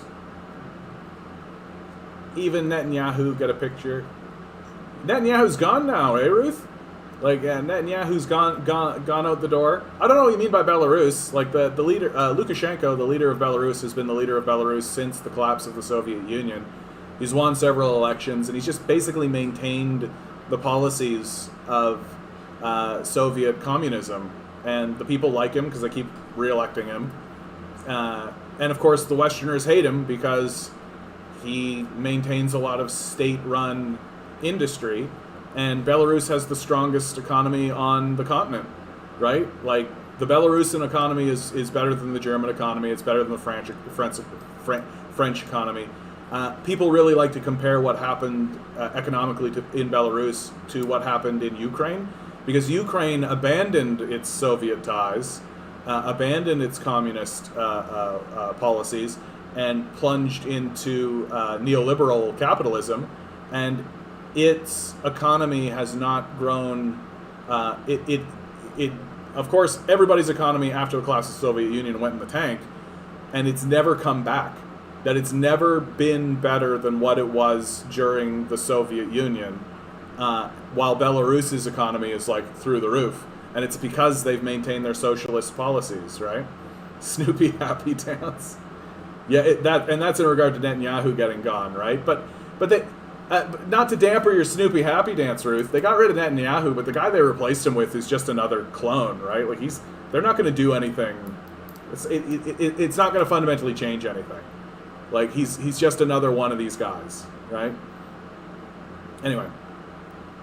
Okay, I've caught up with the chat. Look at me. I'm a champion. Dun-dun-dun. Oh, yeah. I wanted to do this article. Coming out of the Jacobin, right? The billionaire class is a threat to democracy. And, like, it's all about America's billionaires have seen their wealth skyrocket to an amount almost equal to a fifth of the U.S. GDP. This concentration of wealth is morally unacceptable, but it also represents a mortal threat to democracy. Yeah. And it's just basically like, once a person has $1 billion, they can literally buy the democratic system. There's no reason they can't. You literally can just, and they don't even need to do it in this ham-handed, bribe everything kind of way, right? Like, people have this idea that the billionaires are going to go up and like pull out $10,000 and be like, vote for my legislation, and I'll give you this money, right? It doesn't even need to be like that.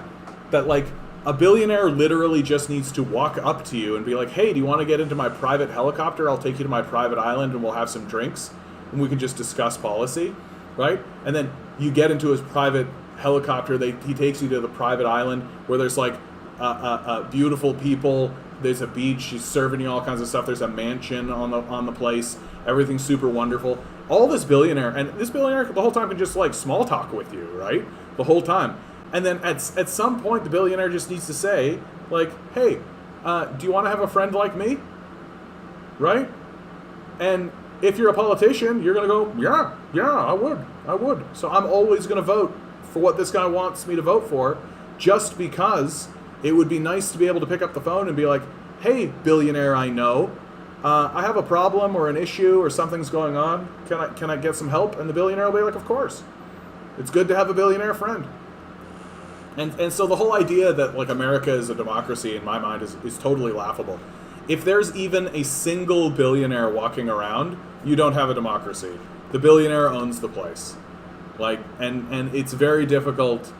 Like, you have to have like an entrenched movement who is explicitly anti-billionaire to extract this, right? Like, and like something that happened like in the 1930s and with the New Deal, right? Like, you need to have like enormous mass movements to say to these capitalists, we're not going to be bribed by you. Like, you should not exist. Get out of here.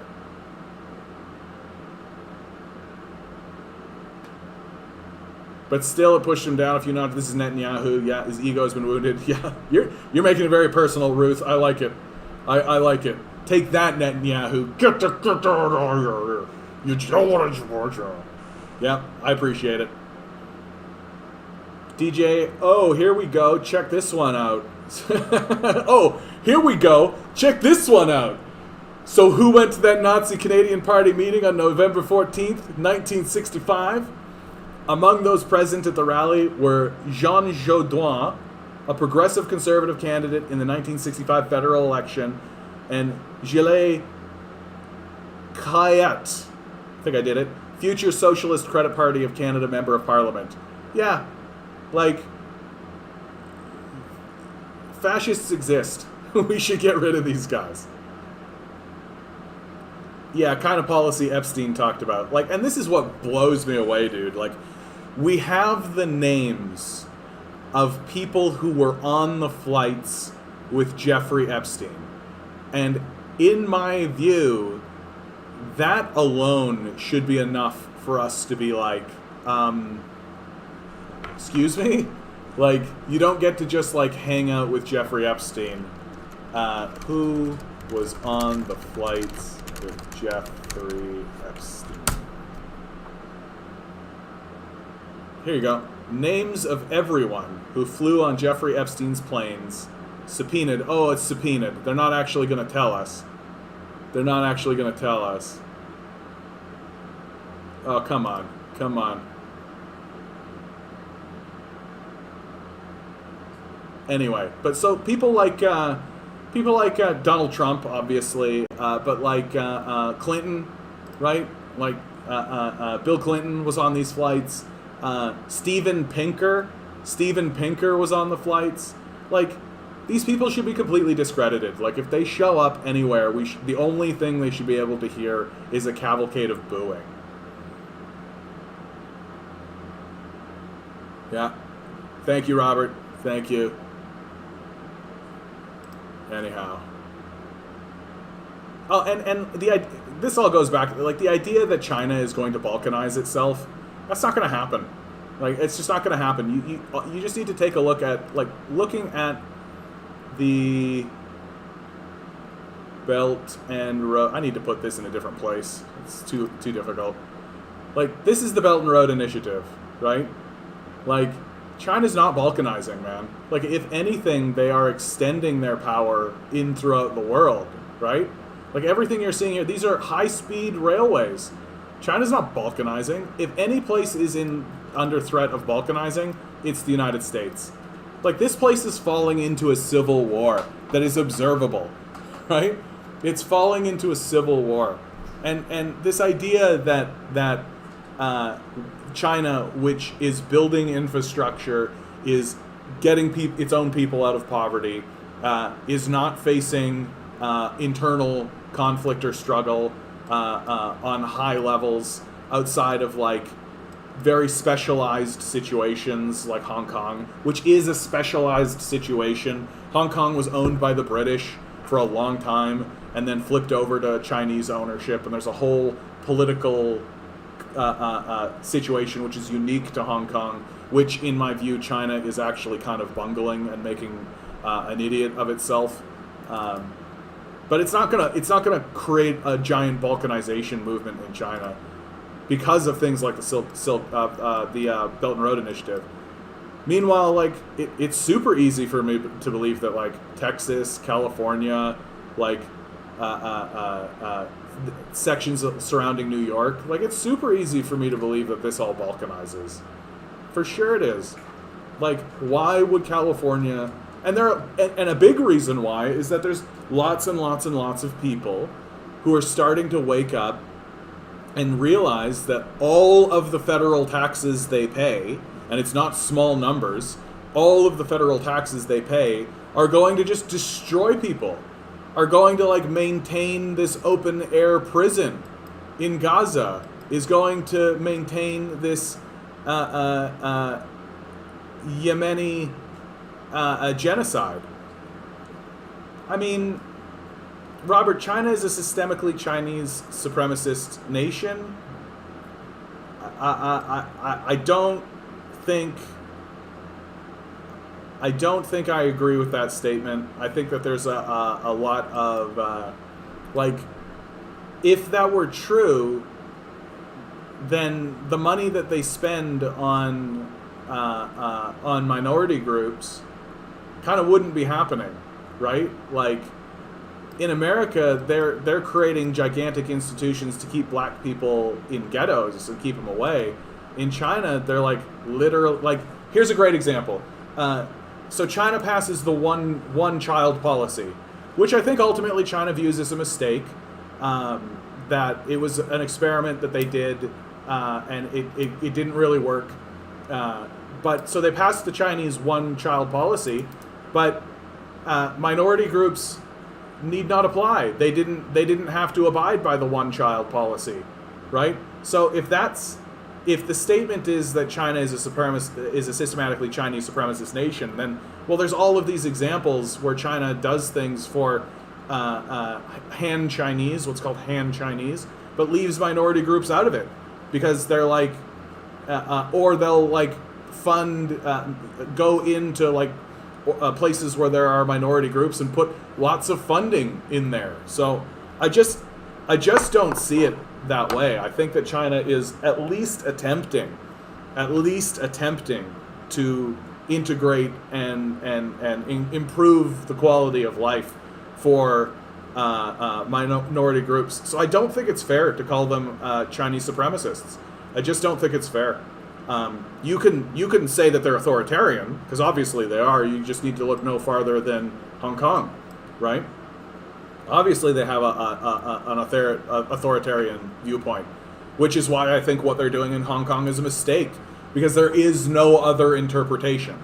There's no other interpretation to take other than what they're doing in Hong Kong is authoritarian.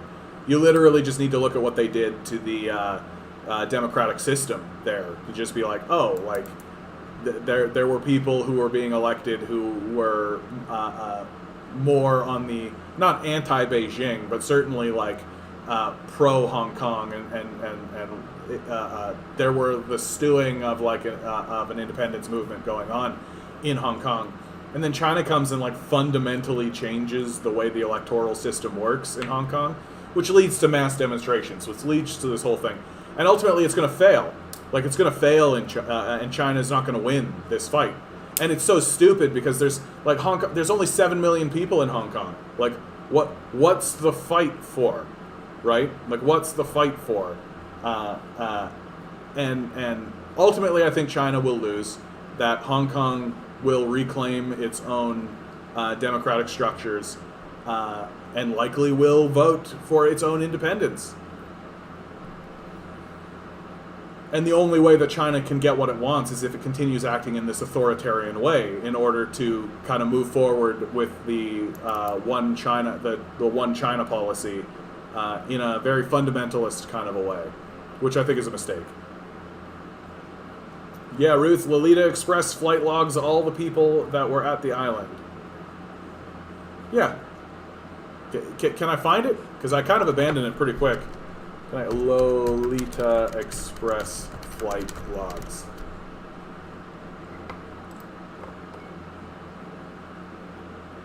Is this it? Is this it? I think we did it. Look at you, Ruth. Coming down with the information. I mean, like, who's Warren, right? Like, Cindy Lopez.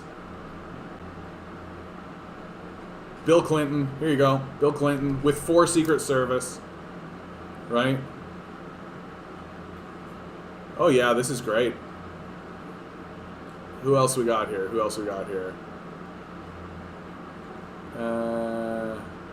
Okay. This is taking too much time. David Rockwell. Daniel Dennett. That feels like a name I should know. Michael Wolff. Oh, yeah. Just go through here and you'll see. There's Bill Clinton again. Bill Clinton. Hanging out with Doug Bands. Nicole Junkerman. Okay. We could go through this for forever, right? Like, and it's just like, but like, and so here's, this document exists, right? This document exists, and everybody on this document is completely culpable. They even call him President Clinton this time. Look, President Clinton, there he is again. Brutal. What do you think he's doing on these flights? What do you think they're about? Travel to China was on a huge upswing before the pandemic.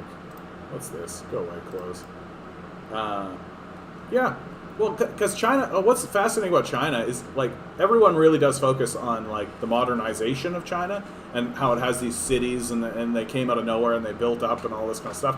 But China still has, like, an enormous, like, 2,000 year, like, dynastic history. Maybe even longer than that, which is just, like, rife with like, crazy feudal periods and, like, big like, takeovers by the entire society by, like, the samurai class, and then, like, 100 years of artistic expression. This happens a lot in China, where, like, they have periods of war where warlords and petty warlords fight amongst themselves, and then there's, like, a period of peace where everyone just, like, builds stuff and makes art and just does, like, a whole, like, cultural revolution that happens, followed up by, like, another period of war, followed up by a period of destruction of all that art. And there's this, like, constant, like, back and forth. Yes, you're right about that. My bad, Robert. Samurai. I meant to say, no, not Shogun. No, that's okay. I don't mind being corrected, bud. Who the hell am I talking about? It's not the samurai, but it's somebody. It's very similar to that. Oh, that's gonna kill me. Oh, that's gonna kill me. Rulers in China, not samurai, but yeah, here we go. Were there samurai equivalents? I know that this happened. There's, like, a warrior class.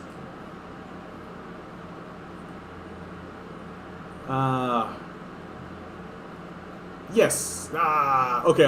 I could spin my tires on this, and it's gonna drive me crazy. Okay. Anyway, so my bad. I said samurai. I shouldn't have said samurai. Correct. That's right to be corrected.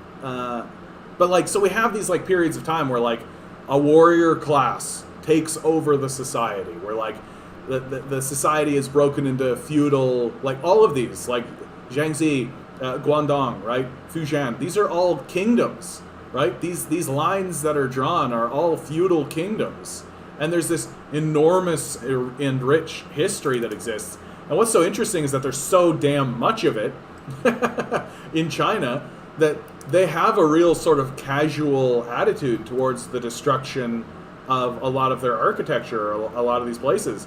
They really do look at places and they're like, well, this thing has been here for 2,000 years, but we really need to build a dam. So, right? And they have this really, like, casual attitude about eliminating that kind of stuff because there's so much of it, because it's around everything. You can find it everywhere, right? And if you've just got so much of it, you can be a lot more casual about it.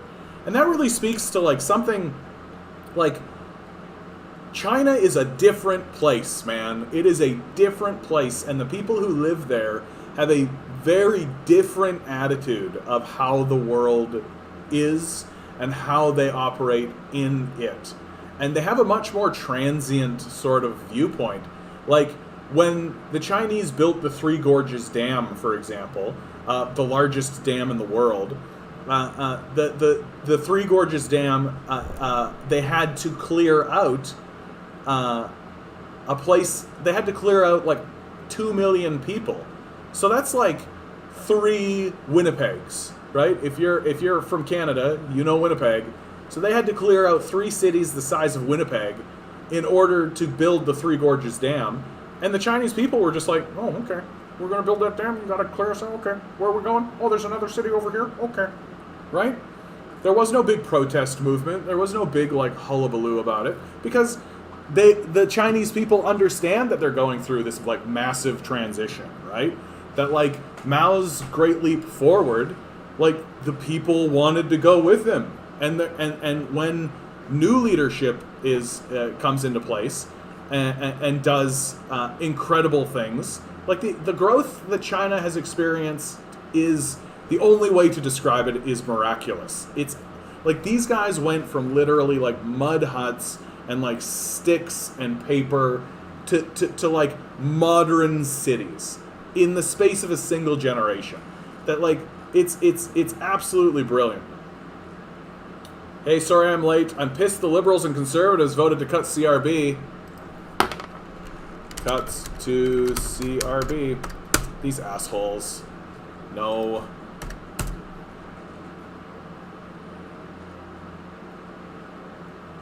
When did this happen? This just happened, eh? What? These friggin' assholes. Like, we need to be doing a basic income, right? Like, we need to be doing, like, we need to be moving towards a basic income. Like, we can't keep this up. Like, this game, this idea that we're just going to sell ourselves. Like, there are literally people living in tents, right? There are literally people living in tents right now. Like, we shouldn't be cutting services. We should be doing the exact opposite. Russell Matthews, CRB.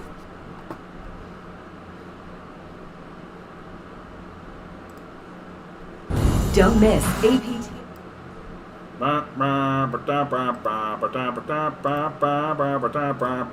Ads are dumb. Russell here, and this is just a quick video to let you know that tomorrow, Monday, June 7th, well, the 18th period for the CRB, or Canada Recovery Benefit Program, will open up and you'll be able to apply as of tomorrow. Now, like I like to do every 2 weeks when this date comes up. This one? Oh, this one. Gotta be this one. 42 minutes ago. Hey everyone, how's it going? It's Russell here, and there's just been a huge vote on the Canada Recovery Benefit on whether or not this benefit will be slashed or if it will continue on at its current rate. Which one, bud? Which one? Help me out.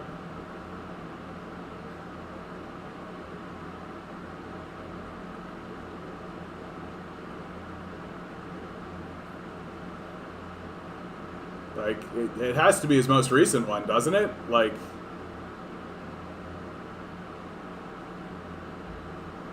Alright. We're gonna move on. That was it. Which one, Jeff? The 42 minutes one? This one? Hey everyone, how's it going? It's Russell here, and there's just been a huge vote on the Canada Recovery Benefit on whether or not this benefit will be slashed or if it will continue on at its current rate. Now, this vote just happened, and I found something in here that was totally unpredicted, and something that I'm really surprised that the media is not talking about. Who knows, maybe they're just not following this stuff as closely, but in this video, we're going to talk about what the context of this vote was, as well as what exactly happened in there that I found so incredibly shocking. But before we do, make sure to check out the links in the description where you... Now, currently at its current stage, it was just sent to the Finance Committee, where they go over clause by clause by clause, sort of talking about this bill and talking about if they want to make any amendments or changes to this. And there's one section of this bill that was looking like they were going to make some amendments about this $300, the reduction to $300. It's right in here at the amount of payment, right here. We're not going to go over the exact wording of it because we've talked about it before on the channel, but essentially this is the section of the bill that lowers it from $500 per week or $1,000 every 2-week period down to only $600 per 2-week period.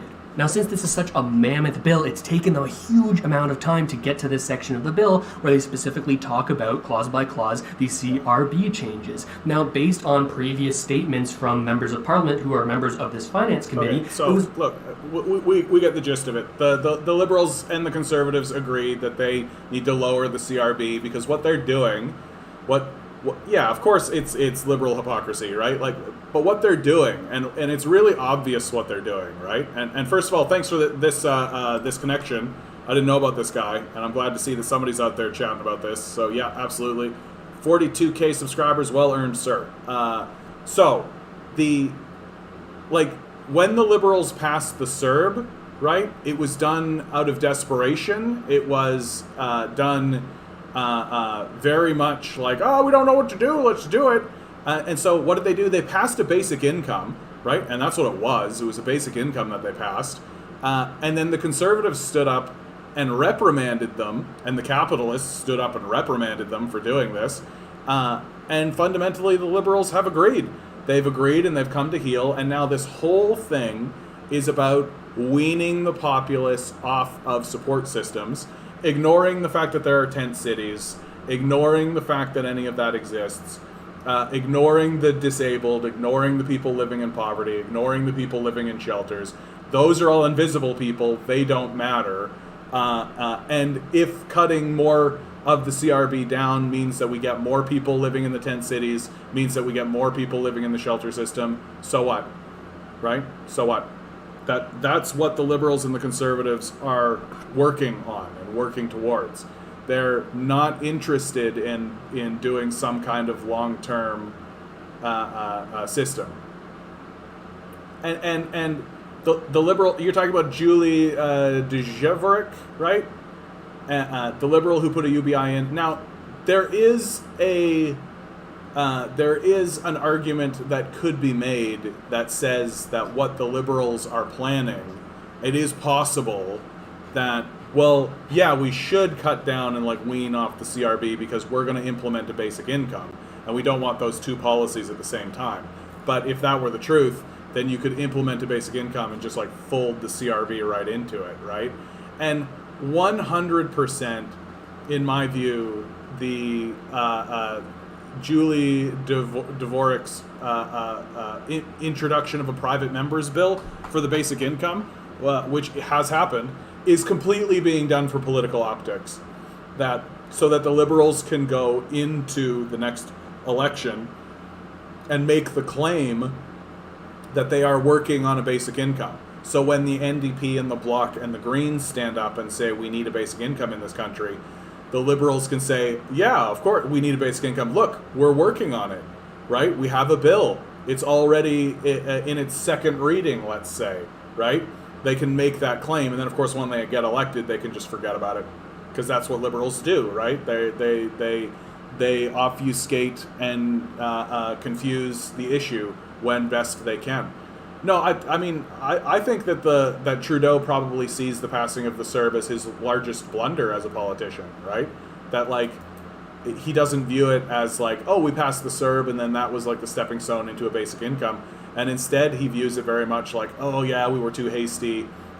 We definitely should have implemented things more specifically, because we were going to abandon people anyway, right? Because they have, obviously, there are tent cities, right? What is that but wholesale abandonment? Right? If I was a father and I had a son who was living in a tent and was homeless, and I had a spare room in my house, and I didn't at least offer that spare room, people would be right to say I was a terrible father, And it's very much the same thing with Trudeau, right? Like, there are people who live in tents, and he's not really doing anything to actually get them out of those tents. And what's so embarrassing for the Trudeau administration is that it would be easy to do. It would be very easy. It would be very straightforward. Like, the liberals and conservatives pretend like it would be complex and difficult. No, it wouldn't. It'd be extremely straightforward. They just don't have the balls to do it. Or more realistically, they understand that they're benefiting from the suffering of their citizens. They understand that. Jeff, I went on a Twitter rampage and told the Liberal MPs in my areas that I'll be setting up tents on their lawns for anyone who's become homeless from this. Yeah, and that's a good way to do it. I've been saying all along, like, I've tried to organize protests to go to Doug Ford's house, right? I've tried to organize that kind of stuff, but people are cowards, right? Like, people are cowardly, and they don't want to actually go to where these people live. That they want to, like, the best that they'll do is, like, show up at his office. It's like, that's not going to get anything done. That's not going to do anything. Plenty of people show up at his office. We need to be showing up at these people's houses, right? Like, that's what it's going to take. But we're so gulled and gullible, and so just like, oh, that's not polite. It's not polite to do that. Oh, that feels like a bridge too far. Like, literally, they can throw people into the streets and tell them to go get fucked. But showing up at their house, that's a bit, I don't know about that. Yeah, no wonder it's happening, right? No wonder this is happening, right? Because we're so gullible and complacent and unwilling to do what has to be done. Like, go to Doug Ford's house. Make it so that he cannot get out of his driveway. Like, and if that started to happen to him every single fucking day, we all need to accept that UBI will never happen, and that scarcity and homelessness will be the new normal. We all now need to adapt to these changes and try to live on nothing. It's the Trudeau way. Yeah, I think you're actually right on the mark there, DM. Like, I really do. Like, I think that these capitalists, like, they have always abandoned us. Why would we expect anything else from them, right? Like, and the only time they've ever conceded anything was when we organized mass movements and when we organized, like, mass energy. And it's idiotic that we have a system that only responds to the demands of the populace when the populace starts showing up at these guys' houses. Like, that's what's manic about capitalism, that it is completely irresponsive to the will and the demands of the populace until the populace actually gets together and starts creating problems for the capitalists. But of course, we're entering a period of heavy repression, right? Like, the police forces here in Canada and the United States are extremely bloated and extremely overfunded and extremely militarized. And so when they throw us out onto the street and we find ourselves living in these tents, well, then they'll send their bootstraps around, their thugs around to clear out the encampments if they don't like the way they look, as they've already done here in Toronto, right? And you're absolutely right. This is going to be the new normal, and the homelessness, the homeless will just be invisible the way they always have been. They just won't film them. That if the homeless start setting up in places where rich people go, then the police will come by and they'll clear out those encampments, leaving the ones in the poor neighborhoods intact, right? And people will just ignore it and pretend like they don't exist. And then the capitalists will just whistle along and be like, everything's so hunky-dory. The tent cities, first of all, hey, what's glittering is gold. How you doing? Thanks for popping in. Thanks for being here. Oh, and guys, like, now's a fine time for me to say, please like, please share, please subscribe. If every one of my subscribers donated $2 a month, $2 a month, I'd have my rent paid. So please do think about donating. Just, like, anything helps. Anything helps. So I know that we're talking about homelessness and poverty and all this kind of stuff, but maybe we can scrounge together a little bit. The tent cities in LA are mind-blowing to me. Videos on YouTube or on Google Street View, yeah. Some have gazebo tents and others have tarps. I imagine some of them work so they can afford a gazebo tent. Yeah, and that's what's wild, right? Is that some of these guys do work. right? They do the odd jobs and do all the kind of stuff. And I mean, how do we know that these people are working? So part of the investigation that the military did into the long-term care home system here in Canada, the military did an investigation, and they found out that part of the reason why long-term care homes, especially the privatized ones, am I still on? Oh, am I on? Am I back? I'm back. Oh my goodness. Technical issues. Oh, I hate it when the internet goes out because then I lose all you guys. So, and of course that happened while I was talking about the long-term care system. They're censoring me. It's already happening. So, so the reason why these places get infested with COVID is because there are people who live in the shelter system who go to work at these long-term care homes. So and they live in the shelter system because the care home isn't paying them enough to take care of our vulnerable, to take care of our elderly, and so they get and so of course these places get infested with COVID, right? And so there's a clear situation of people who like work. Yeah, exactly. Jeff works in the shelter system. Women in my shelter work in shelters and Amazon, and these places aren't paying enough, right? And so like whenever these conservatives say, well, why don't you just get a job? Well, they have jobs, you dumb fuck. They have jobs. The rent is just so outrageous and the wage is just so low that the only place that they can find shelter is a shelter or a tent. Like, this is how corrupted and denigrated and evil our society has become. And there's no other word to use than evil. It's evil what we're doing. Like, we are a fascist society. It's very obvious that we are a fascist society. And we have absolutely no problem abandoning the poor. We have absolutely no problem with it.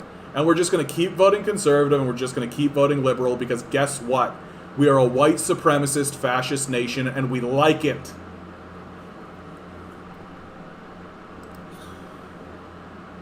But yeah, this guy here, he's doing good work. Everybody go to Russell Matthews. Give him a subscription for sure. For sure.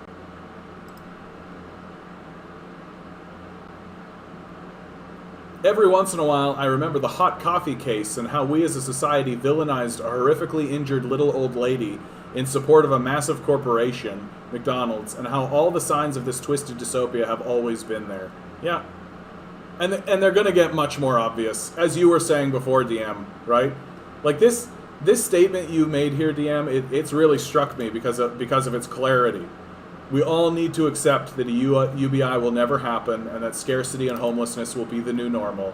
We all now need to adapt to these changes and try to live on nothing. It's the Trudeau way. Well, and their whole, like, when people stand up and start talking about, like, the Great Reset, that's what they're talking about. Like, that's what the Great Reset is. It's this enormous financial, it's just the acknowledgement that we are going to be living in a neo-feudal society. And the major difference, of course, between the feudal society and the neo-feudal society is that at least in feudal societies, if there wasn't any work to do, the serfs would just not do work, that they would be given to leisure time. Whereas in a neo-feudal society, if there's no work to do, they'll just abandon the serf, right? That's the new ethos of the modern era.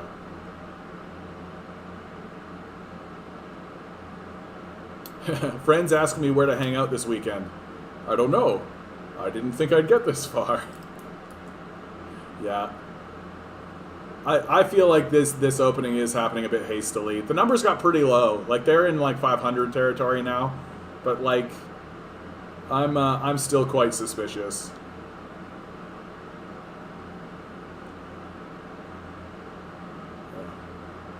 Yeah, I love this post. When this post comes around, I retweet it. I look at it every single time. Listen, no one is vilifying rich people. They are villains. If you run a $1 billion company, give yourself millions in dollars and benefits, but pay your individual workers less than a living wage and give them shitty insurance. What are you if not a villain? Like, you're not a hero. That's the thing that's so strange about it, is like the billionaires think that they're good. They think that they're helping people. Like, no. Like, the only billionaire that I would ever think is good would be a billionaire who gave away his billions. That would be the billionaire that I would be like, oh, you're actually a good person. Because, like, even if he gave away his billions so that he only had a billion instead of multi-billions, then I would be like, oh, look at that. Someone who's good. I don't think it closes in August, Ruth, but I do think the cases go back up. They've got to stay open over Christmas. That's really what it comes down to. That they want to get things reopened and they want to kind of normalize capitalism and shopping again so that we ramp up into Christmas, right? And because they know they need Christmas. If capitalism missed even a single Christmas, that's the end of capitalism. Like, it's done. And they're going to do everything they can, and they'll sacrifice as many lives as they need to. They'll kill as many people as they need to. They proved that in the second wave. That they'll keep everything open and they'll keep everything moving for Christmas.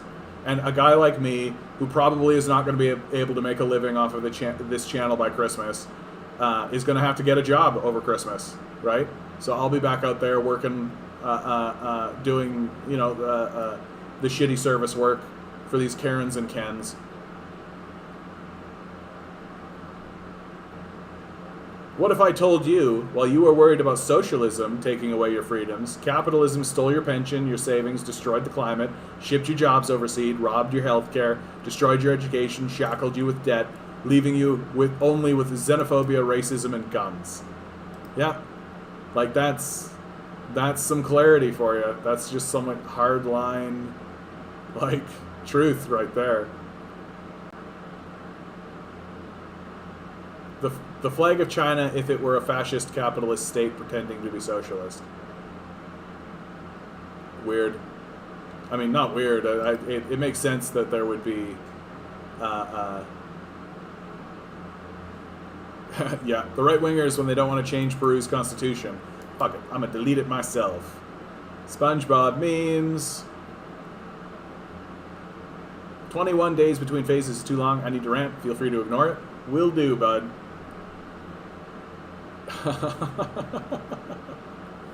Libertarian Party, New Hampshire. This can't be real, right?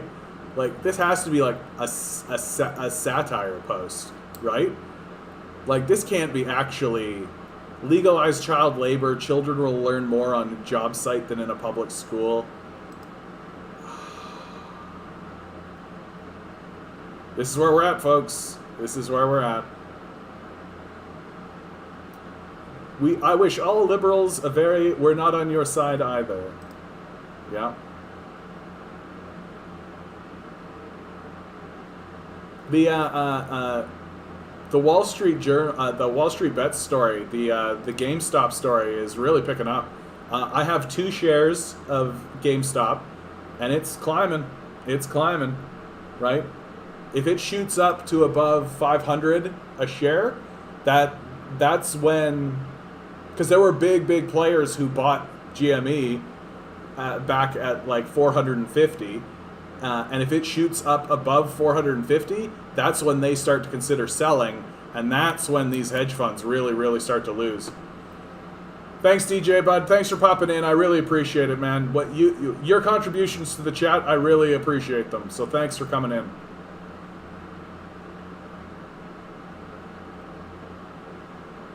Based on Ontario's vaccination rate and continuing improvements in key public health indicators, our government, in consultation with the Chief Medical Officer on Health, will move the province into Step 1 of its roadmap to reopen at 12 a.m. on Friday, June 11th. So, we're going to start opening Friday, June 11th.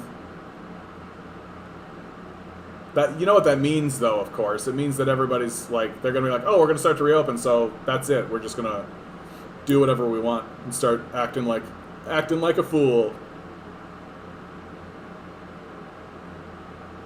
Oh, thank you, DJ. I appreciate that, bud. I really do. I know that there's only like 8 people in here right now, but boy, I just we need more leftist voices. There's got to be more people on the left. Like it's insane to me that we've been living in this like kind of delusional space where like we've believed that the liberals are on the left for forever, and now we're going to be coming into an election, and the liberals are for sure going to pretend as though they're leftists, right? They're for sure going to pretend that they're on the left.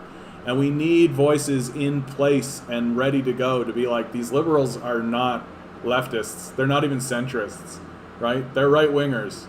And to call them anything other than that is just to sort of fall into a kind of delusion. Yeah, Glenn Greenwald has been the guy. You want to learn about this situation? Just do Google search for Glenn Greenwald talking about it. He lives in Brazil. He has had many situations with the Bolsonaro government who have come to his house and have threatened him and his family. So this and he keeps talking about it. He keeps talking about it. Yeah, great, a COVID election. Yeah. Well, and Ruth, what the liberals are attempting to do, like, they know that their polling is a bit. They know that their support is soft.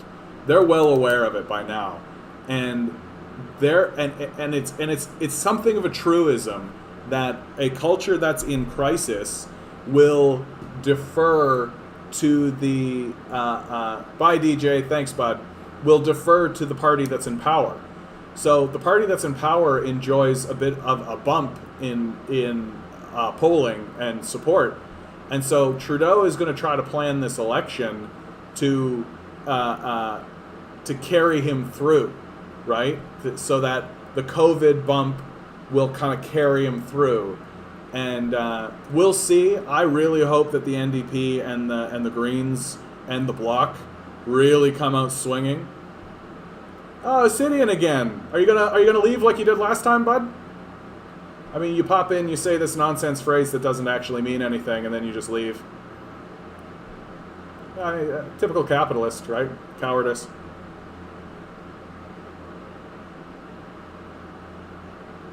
I had forgotten that the main outside activity is just capitalism. Yeah. Ah, buddy. I hate to do this to you, but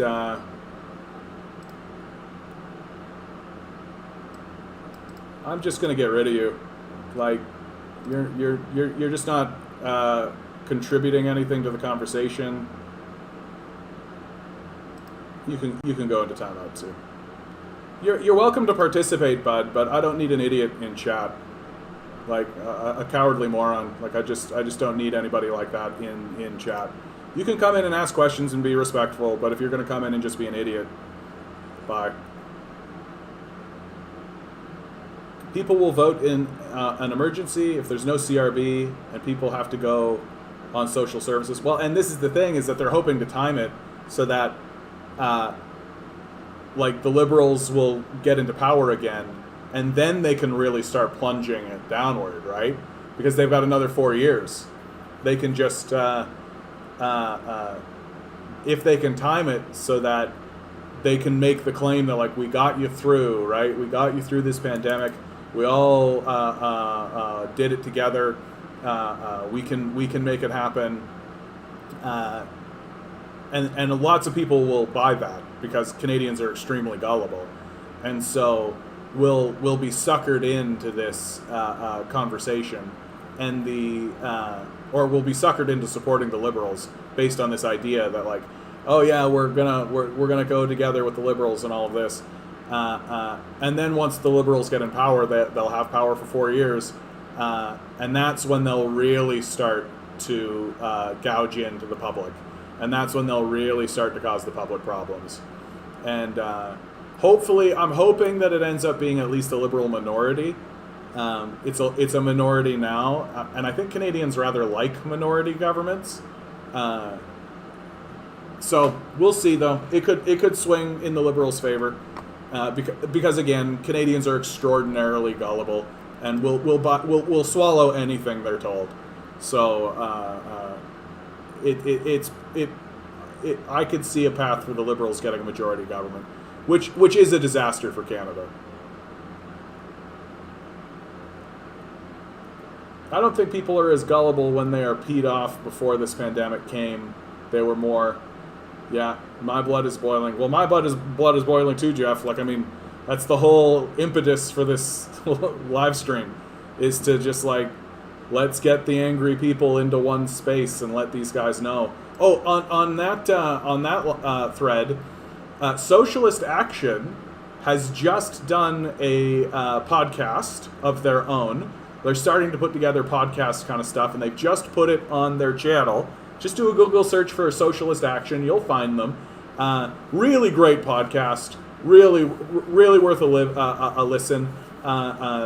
My favorite part of the whole thing is they have a lady by the name of Ellen come in, and she does a like an advertising spot, except instead of it being we are so happy to be supported by so on, it's we are happy not to be supported by Nestle, and then she does a whole thing about Nestle, and it's really like in that kind of like advertising tone, but like definitely anti-capitalist. So I want people to listen to that podcast because it's super, super well done, and it's part of an organization that I'm part of, which is Socialist Action. So there's my advertising pitch for the people who are in chat.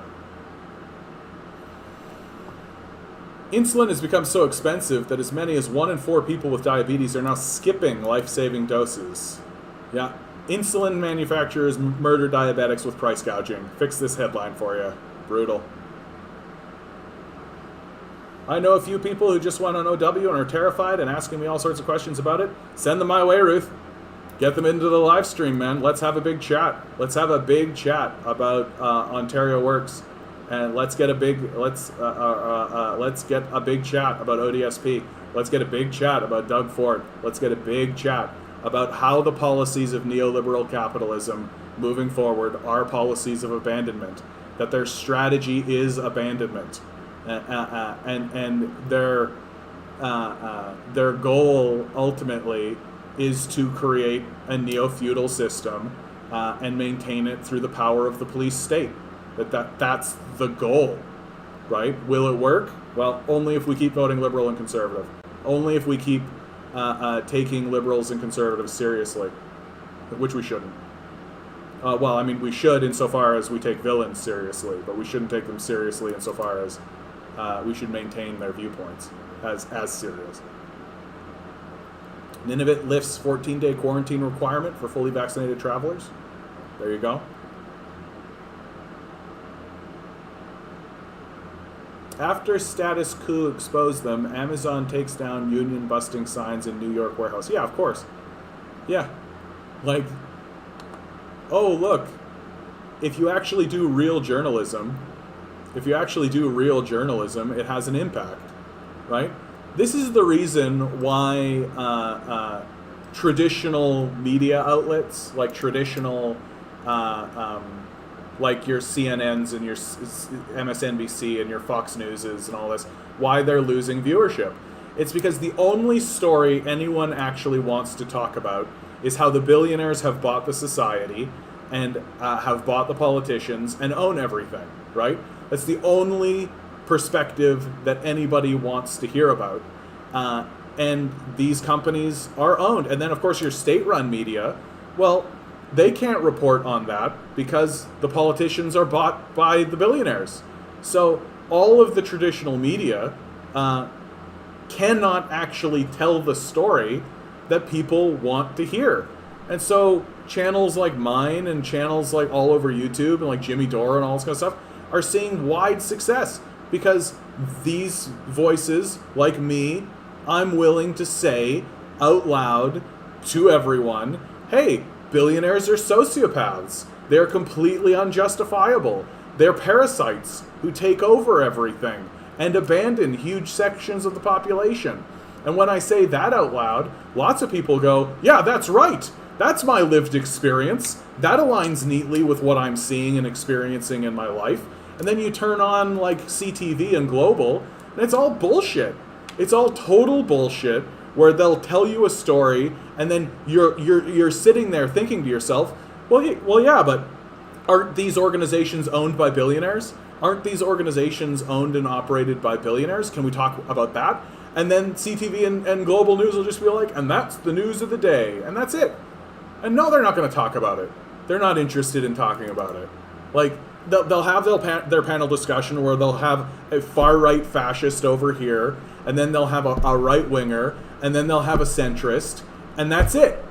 They won't have a leftist on, and they certainly won't have a communist on, right? So this part of the conversation gets completely cut, but we get to hear from the fascist, and we get to hear from the right-winger, and then the centrist will, like, shrug and confirm most of what these two actually say to be accurate, and then we don't get any other perspective at all. And people are cottoning on to this. People are starting to realize, like, wait a minute, why do I keep hearing from the fascists? Oh, you know what? I actually can do that now, because I've changed the setting. I actually can. Socialist Action Canada. There it is. Boink. Boink. Boink. I actually can do this now. Get out of here. Get out of here. And doink. There it is. Happy to do it. Happy to do it. Happy to do it. I'm sad that these people had good work, nice apartments, cars, and at the same time, glad that a few more people will now understand the black hole they are now in. Well, and honestly, Ruth, like, did any of these people vote conservative? Did any of these people vote liberal? Like, we gotta start straight up saying to these guys, like, this is what you're voting for. Like, you see that tent city over there, right? That's what you're voting for. That you want that to be there, and if you didn't want that to be there, you would stop voting for it. But you're obviously voting for it, and like, I'm to a point now, especially here in Ontario, where like, if somebody told me that they had voted for Doug Ford, like they did vote for Doug Ford, I'd be like, oh, okay, yeah, we all make mistakes. If all of them were cons, if they keep voting conservative, they're fucking morons. And if they turn around and vote liberal, they're double fucking morons, right? Like, voting conservative, like in the last election, I'm kind of like, okay, yeah, we all make mistakes and do stupid things, fine. If you're voting conservative in this next election, you are fucking evil. There's no other way to describe it. You're not stupid, you're not dumb, you're not making another error, you're fucking evil. And you want to inflict evil on other people. That's what you want to be doing. Yeah, and if they're on ODSP, they'll figure it out. They'll see it really soon. They'll realize very quickly that, like, and this is exactly what happens to conservatives, because the only reason a person is conservative is because they don't care to even try to imagine the world as different. They can't possibly perceive a society that is abandoning you, right? And when the abandoned actually stand up and say, we've been abandoned, they just kind of scoff and go like, well, no, you haven't. You're just being lazy, right? Or they say some kind of bullshit, right?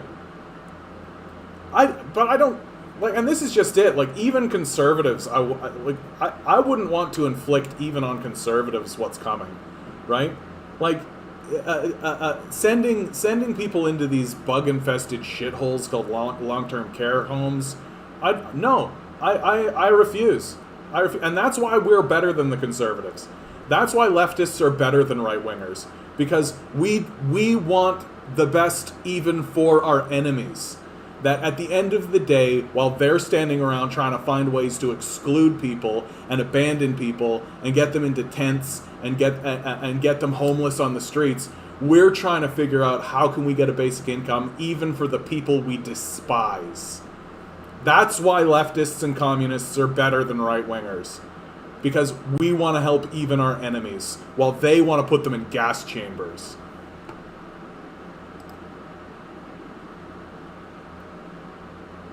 Literally everything in the West is projection. accusing China of sterilizing Uyghurs whilst their population has grown at a faster rate than Han Chinese. Meanwhile, the Canada and the U.S. are actually sterilizing women. Yep, that's capitalism all the way, right? Indigenous women still coerced into sterilization, right?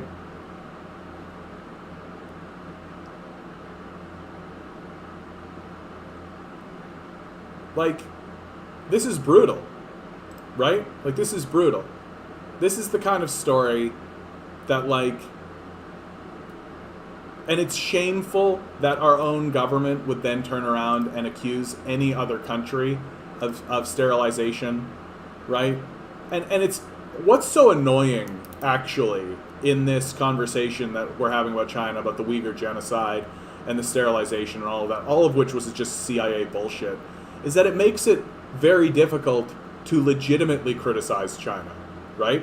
And there are things that you can legitimately criticize China of. I routinely criticize China about how it's mishandling Hong Kong. This situation is it reflects very badly on China, but you can't really. But when you accuse a place wrongly about committing a genocide and sterilizing people when it's not, it means that this critique gets lost because people can't see it both ways. You can't simultaneously, like, well, why are you defending China, but now you're critiquing China and all this? Like, they don't want to have a nuanced perspective, and it's annoying. That's what it really comes down to. It's even worse than annoying, right? Like, it's fucking evil. Like, we actively are sterilizing people. We have the documents. We know the story, while simultaneously pointing at another nation and being like, they're the ones doing it.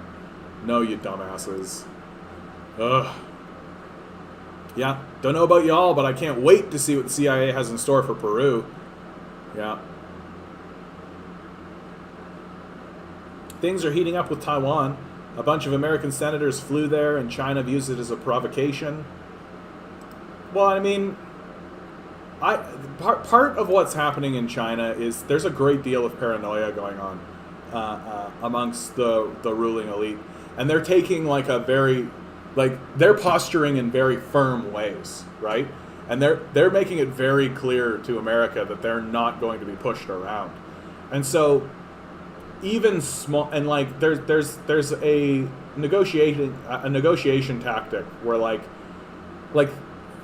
you ever watch a soccer game and somebody gets like brushed up against, and then they're rolling around on the ground and they're like clutching their shoulder or something, and then you watch the replay and like you see that the guy didn't even make contact, that it was like seriously just like a super brush up, and that the guy is obviously rolling around on the ground faking, and then everybody is like, oh, what a shameful kind of thing, all this. But what this guy is doing by like clutching at himself and rolling around when this guy just like brushed up against him is that he's sending out a signal saying, this is what I'm willing to do when literally nothing has happened.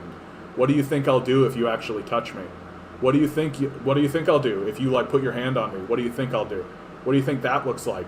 Look at what I'm doing when you did nothing. I'm like rolling around, crying, making a huge scene. The whole stadium is booing. What do you think I'm going to do if you even put a finger on me? Right? And so China's going to do the same thing, right?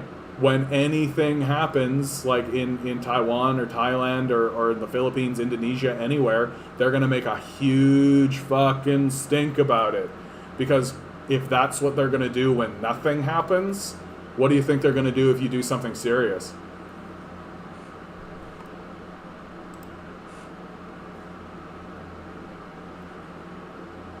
This is the shit Americans have to deal with. Lying fascist scum saying anything to make their political party look good. Sure, it was COVID. I know 100 people that got it, and 100% of them were fine after 2 days. Imagine being under 70, taking the vaccine. God, some people are beyond brain dead. That's BS. So many people in the world are dying to COVID, are also having issues with their lungs. I know personally 2 people who have died to COVID. Don't make shit up. Well, and like, even if this guy met 100 people and 100% of them were fine after 2 days, like, first of all, it's kind of an anomaly, but that's not indicative. Like 100 people, That's like a rounding error. That's like absolutely nothing. And like we know that you could get COVID and be okay after a while, but some people die, right? Like if it like we're talking about an issue that's affecting millions of people, and if you're just doing 100 people as your test, like maybe widen that view a little bit. It is a look at the state of the USA. Yeah, they have the nerve to tell China how wrong they are. Well, and that's just it, is that the US is so used to being the top dog, right? Like after World War II, this place was destroyed, right? Like this place was destroyed. So was Russia. Like Russia literally moved its entire manufacturing base out of Moscow into, I forget where exactly it landed, but I think it was in this region near Kazakhstan, I'm pretty sure.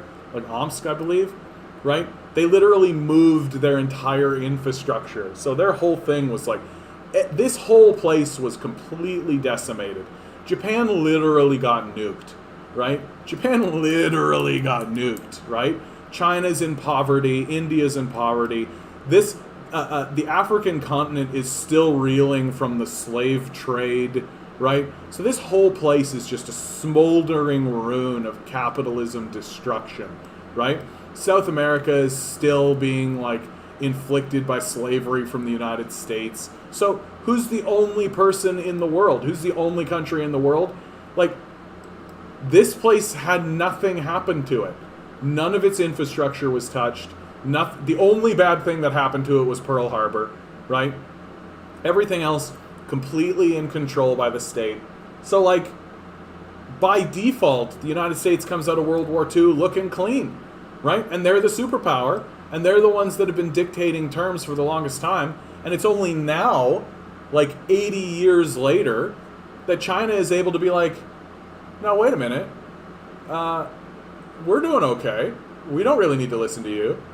And America's just so cocky and arrogant, even though they've built nothing, done nothing, squandered their wealth, squandered their prestige, squandered everything that they had handed to them because of a World War II phenomenon. They still think that they can walk around with their dicks out, wagging around, being like, yeah, we're the leaders. The leaders in what? The leaders in what? Like, the only thing that America it leads in is how many bombs they're willing to drop on unarmed civilians. That's the only thing that America is in a lead in. Well, and their propaganda game is really solid, too. Really, really solid propaganda. But I don't know if that has more to do with how good the United States is at propaganda, or if that's just a sign of how gullible the American people are, right? Like, the American people are very, very gullible. Like, when somebody asked George Bush, like, why do those people hate us, Mr. Bush? And Mr. Bush says, they hate us for our freedoms. And huge sections of the American populace were like, yeah, that's correct. That is a statement that makes complete and total sense. That a group of people who live an entire world away, who have no idea what's going on in the United States and has nothing to do with the day-to-day, but they hate us for our freedoms. And people just swallowed that. Like, that's how fucking gullible people in America are.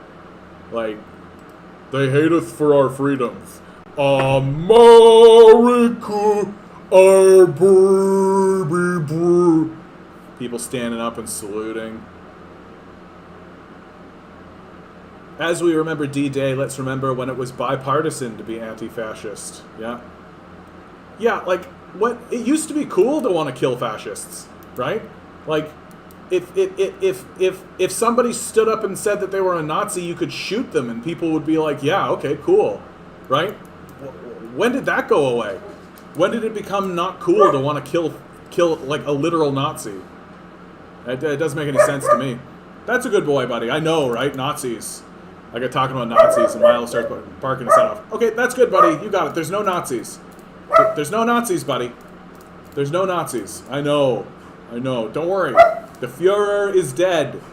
You don't have to worry about it, buddy. Okay, Milo. Okay, I gotta rescue my dog.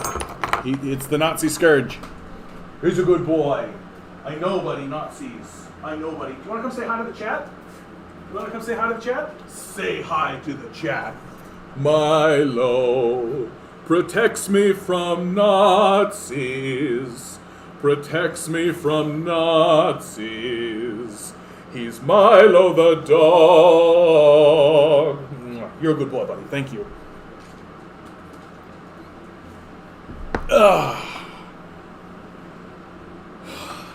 He's my little Nazi protector. If a Nazi were to come in here, he would definitely let me know about it. Pug life! I love it. Trump pulled the last straw, and everything that has slowly been sinking, it will get swallowed up soon. I mean, I don't know if Trump pulled the last straw, but, like, Trump was definitely, like... He was definitely... Like, because he has dementia, right? Because Trump is demented, like, literally. And he wasn't... He's not really accountable to anybody on the inside. So he was totally fine with just, like, pulling back the curtain, but just, like, telling the truth about how things were going on the world stage, right?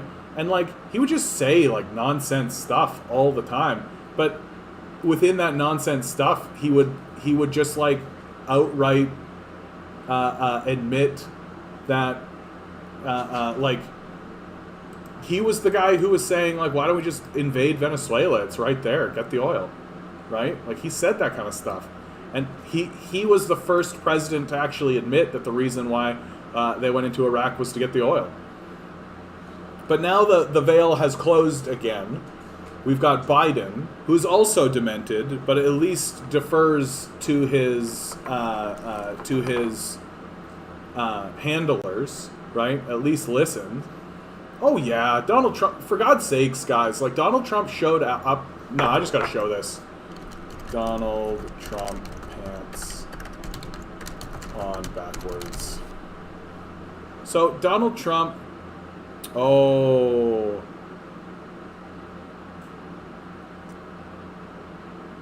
Bullshit. I think it's bullshit. Donald Trump shows up at a place, his pants are on backwards. Like, his pants are on backwards. The media's covering for him, as they do, but his pants are on backwards. Look at that. You tell me. Right? You tell me. Like, the guy shows up at a conference, his pants are on backwards. The media is now being, like, fact-checked. Actually, they weren't on. It was edited? Like, you mean it was edited to look like this? You think it's bullshit? I don't know, bud. I don't know. But, like, okay, outside of this, okay, because there's controversy on both sides, and I'm not going to go either way, because it is such a small scale sort of a thing. But, like, Trump does have dementia. Like, all the signs are there. Wigwith is saying you saw a video. So, like, okay. I'm not going to even bother with this because it is such a small scale thing, and it looks like there's controversy on either side.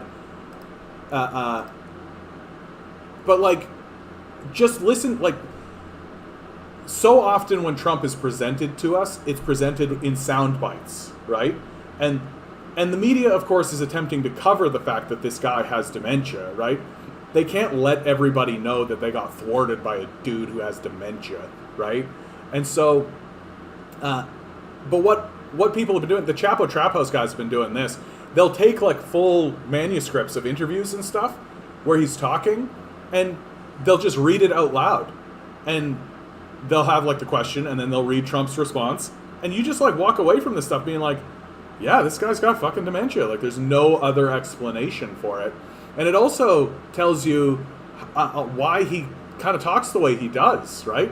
Where he's like, I'm the greatest. I'm the best at this. No one has ever been better. There's this great thing going on, and everyone loves it. And I, my mom took me to the carnival today. Best carnival I've ever seen. Super great. I've never had a better carnival experience, right?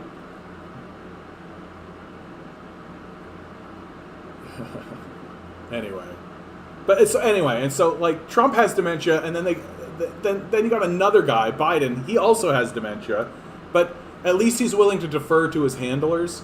and try to quiet everything down and try to convince everybody that, like, oh no, everything's back in hand, right? Like, well, we're back in the Obama years, where certainly things were better in the Obama years, weren't they? But people are going to wake up, right? When it comes time to vote for a new president, right? Everyone's lives will have gotten worse because they're not doing anything to actually help anybody. Biden did like a whole bunch of stuff right away, and now he's just going to like fade away into nothing. They're not going to do Medicare. They're not even going to do a minimum wage increase. They're not going to do anything. They're not going to do anything. And people are going to realize when it comes time to vote for another president, my life is exactly the same or worse, right? And the change didn't happen. The move away, the unity didn't happen. None of that actually happened. And so it's very difficult for me to believe that, like, honestly, it's likely that Trump's going to take another swing at it, right? And it's likely that he'll win. Like, who else is going to actually be elected as the leader of the Republican Party? They're all just like these fraudulent, power-mad nightmare creatures, right? Who else is it going to be?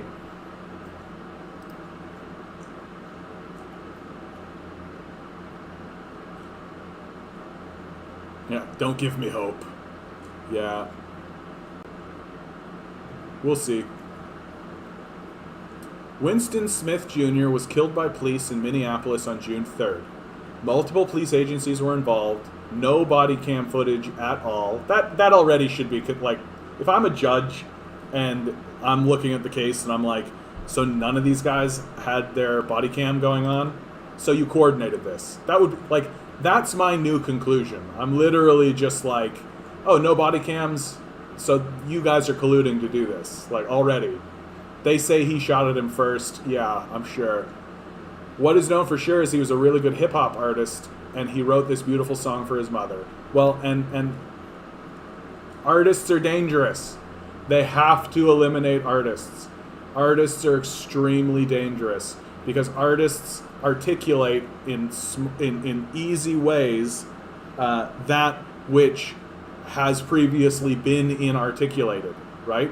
And if he starts to and if somebody like this Winston Smith Jr. starts to articulate something that is recognizable not only in the black community but also the Hispanic and the white community, and he manages to create like the most terrifying thing for capitalists would be a young black man singing a song or rapping an anti-capitalist message with an audience that is completely diverse. That's the end of capitalism. That's the end of capitalism. And if you see these sorts of people as a capitalist, you murder them. That's what we're seeing here. Ugh. Sorry, I'm scratching my nose so much. I feel like I'm constantly doing that. I need to, like, put lotion on or something. It puts the lotion on the nose. Ron DeSantis. Why does that name sound so familiar? Ron DeSantis. Why am I... American politician. Why are you saying Ron DeSantis at me, bud? You think this guy?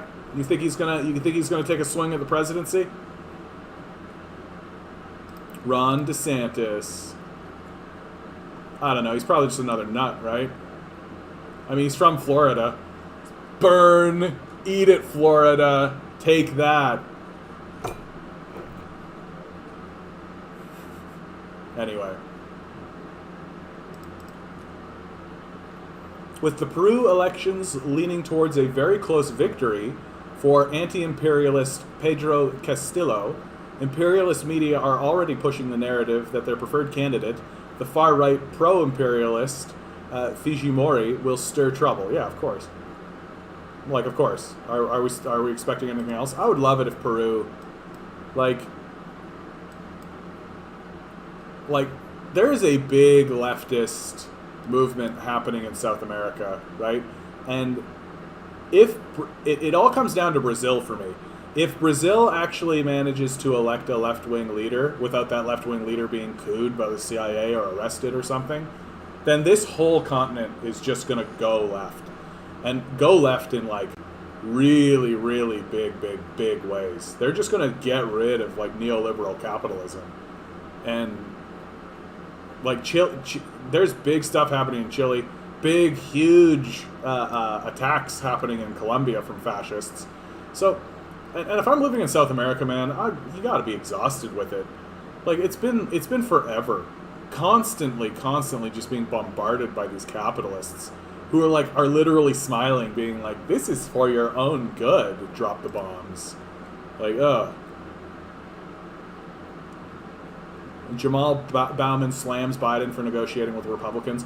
Part of the problem that is happening is that the Senate is not, it's 50-50, right? So it's 50-50 split. And the reality is that there is probably about 3 or 4 Democrats who are Republicans, that they have just infected the Democratic Party. But when you actually look at who they are and how they vote, they're Republicans. They vote Republican. And anytime a Democratic bill comes down the pipe, it can get passed through the House, because the Democrats have a fairly sizable majority in the House. But the Senate is 50-50 split.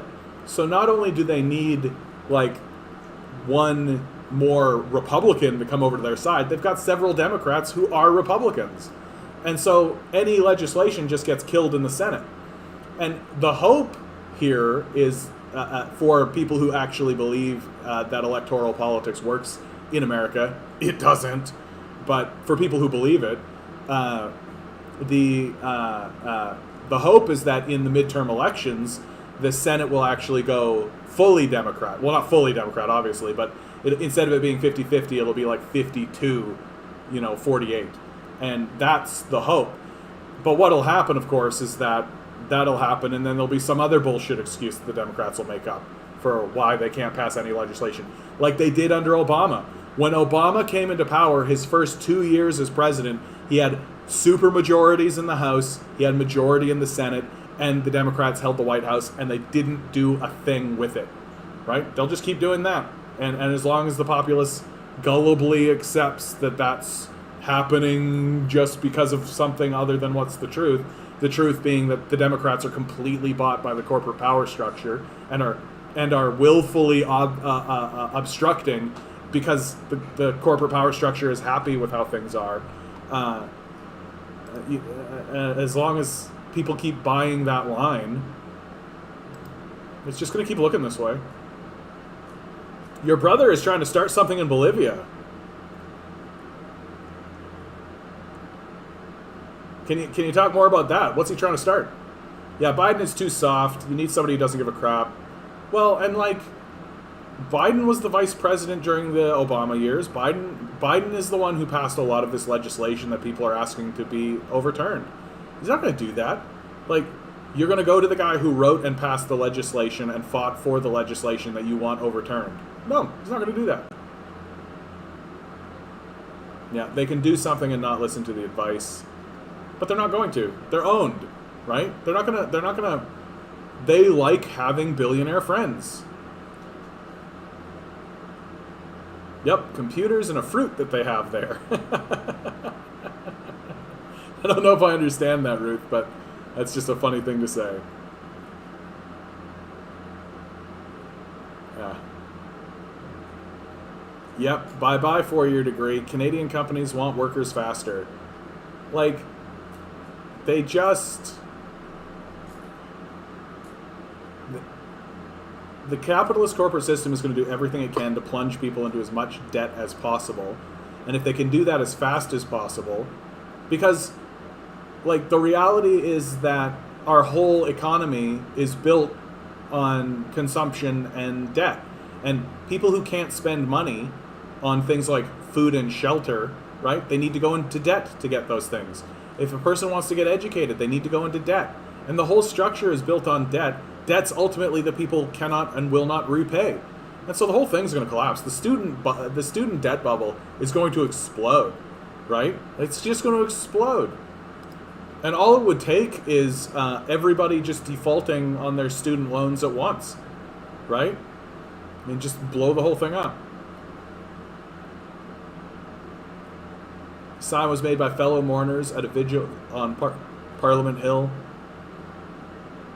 We all mourn the latest victims of Islamophobia. Yeah.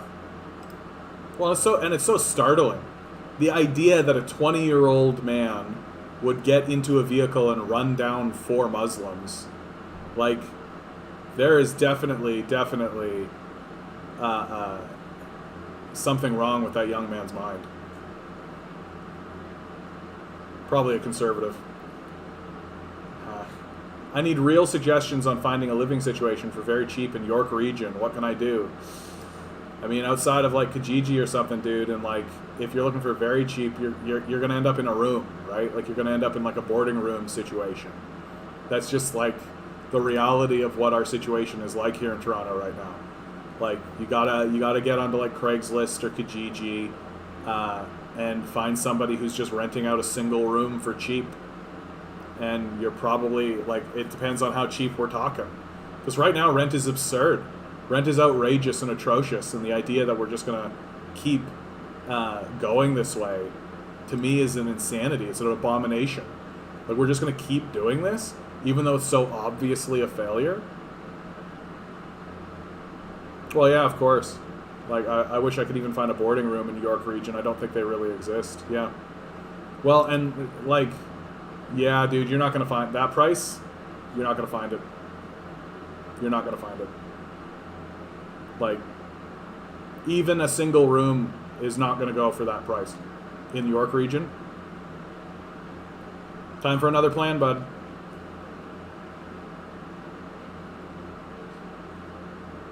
Yeah, that is true, Ruth. You can. I would actually advise you to. I mean, and I'm not an advisor. I don't know fuck all, but like, you can go to like social services. And you can start talking to them, and there are programs. I myself have taken advantage of just like a quick wage subsidy before the pandemic. Even I was in between jobs and I was just like a little short, and so I went and got it, and then they just kind of tacked that onto my taxes at the end of the year, right? And so it wasn't that egregious. It didn't really hold me back too much. The process was annoying, if I recall correctly.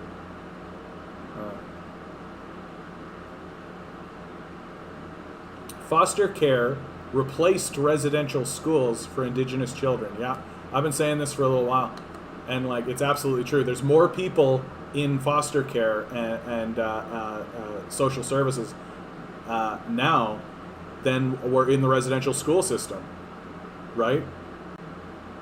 Like in disproportionate rate, yeah. So we just like, sure, we got rid of the residential school system, but now we've got 15,000 children in private foster care homes, right? And like, how do you think that works? We declare that their living conditions are bad, even though we are like creating the living conditions that they live in, and then we take them away from their family. And like, sure, we're not like actively trying to make them white, but that's the goal. That's the goal.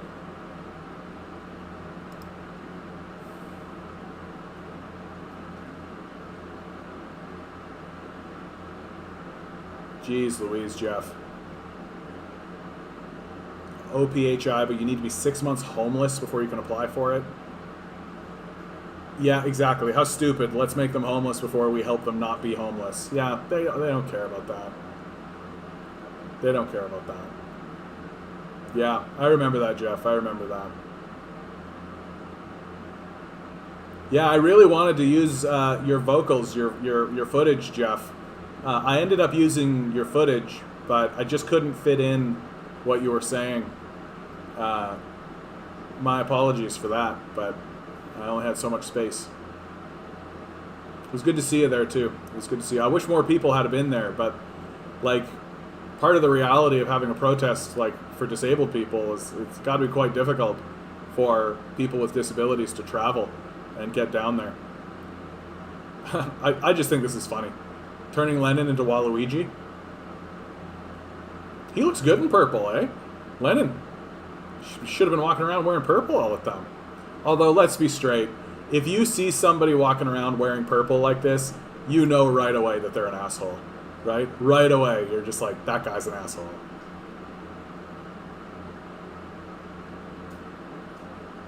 I'm on the edge of my seat, just waiting for this Peruvian election to be like that one time in Futurama where an entire election was decided by one vote. Oh, yeah. I like subscribing to this place, even though I don't understand half the stuff that comes out of it. I like subscribing to it because they keep me informed about what's happening internationally in international elections in a meme culture kind of a way, which I really like.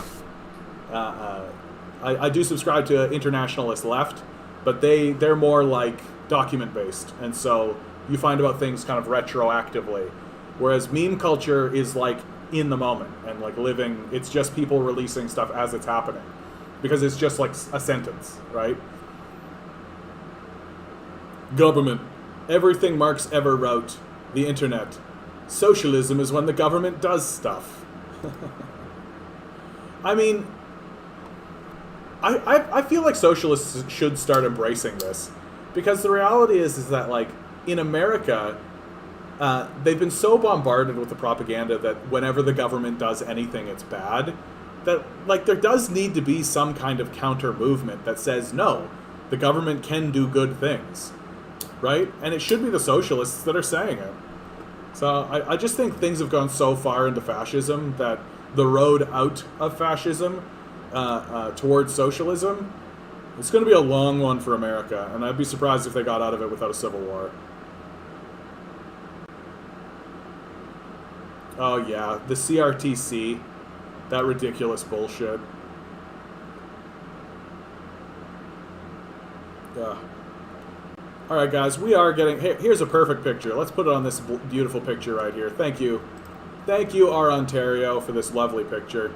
Something kind of haunting about this photo, don't you think? Like, it's got like a muddy kind of a path, and it's like all misty, right? This tree here is like dead up at the top, and kind of like a cluster and fading into the mist. There's like a single solitary figure standing underneath the tree, sort of mysterious. You don't know who they are. The sun, you can't really make it out. It's through the fog and reflected in the water. So it's there's something haunting, and like the single fence, like the fence going down, something really haunting about this photo that I rather like. So it's a good photo to have up right now while we close out the video. Thanks for being here, guys. I like chatting with you.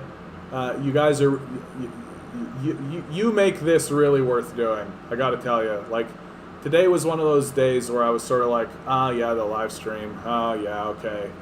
But every single time I have beautiful conversations, I learn something. I'm so happy you guys are here, and I hope you're doing really well out there. I mean, I know that you're trying to make good decisions for yourself. I know you're trying to make good decisions for yourself and for the people around you. And we're all dealing with this fucking nonsense. And that's exactly what it is, eh? It's just fucking nonsense. What a dumb, stupid time to be alive. Where, like, we have all of this technology. We have all of the, like, we are living in abundance. We are living in abundance. Everybody could have anything they wanted, and it would be right at our fingertips. And it could be. And the only reason we don't have a system that is structured to achieve that is because of, like, 12 sociopaths and this political ideology of death. That we literally could just say, like, hey, everybody has food and shelter, right? Everybody can pursue what they want to pursue. We could do it. And there's nothing stopping us except this death cult ideology that says you have to sell yourself to sociopaths in order to get the bare necessities. And even then, like, now we're getting people who are, like, literally living in tents and homeless shelters who also have jobs. Under these circumstances, guys, you are doing really wonderfully. I know you are. I know you are. I always like to remind everybody, we are divine beings, living in divine energy. All of this exists as a single, as a single system. And we're all intertwined with one another. I hope we figure that out sooner rather than later. All right, guys. Good luck. We're going to need it.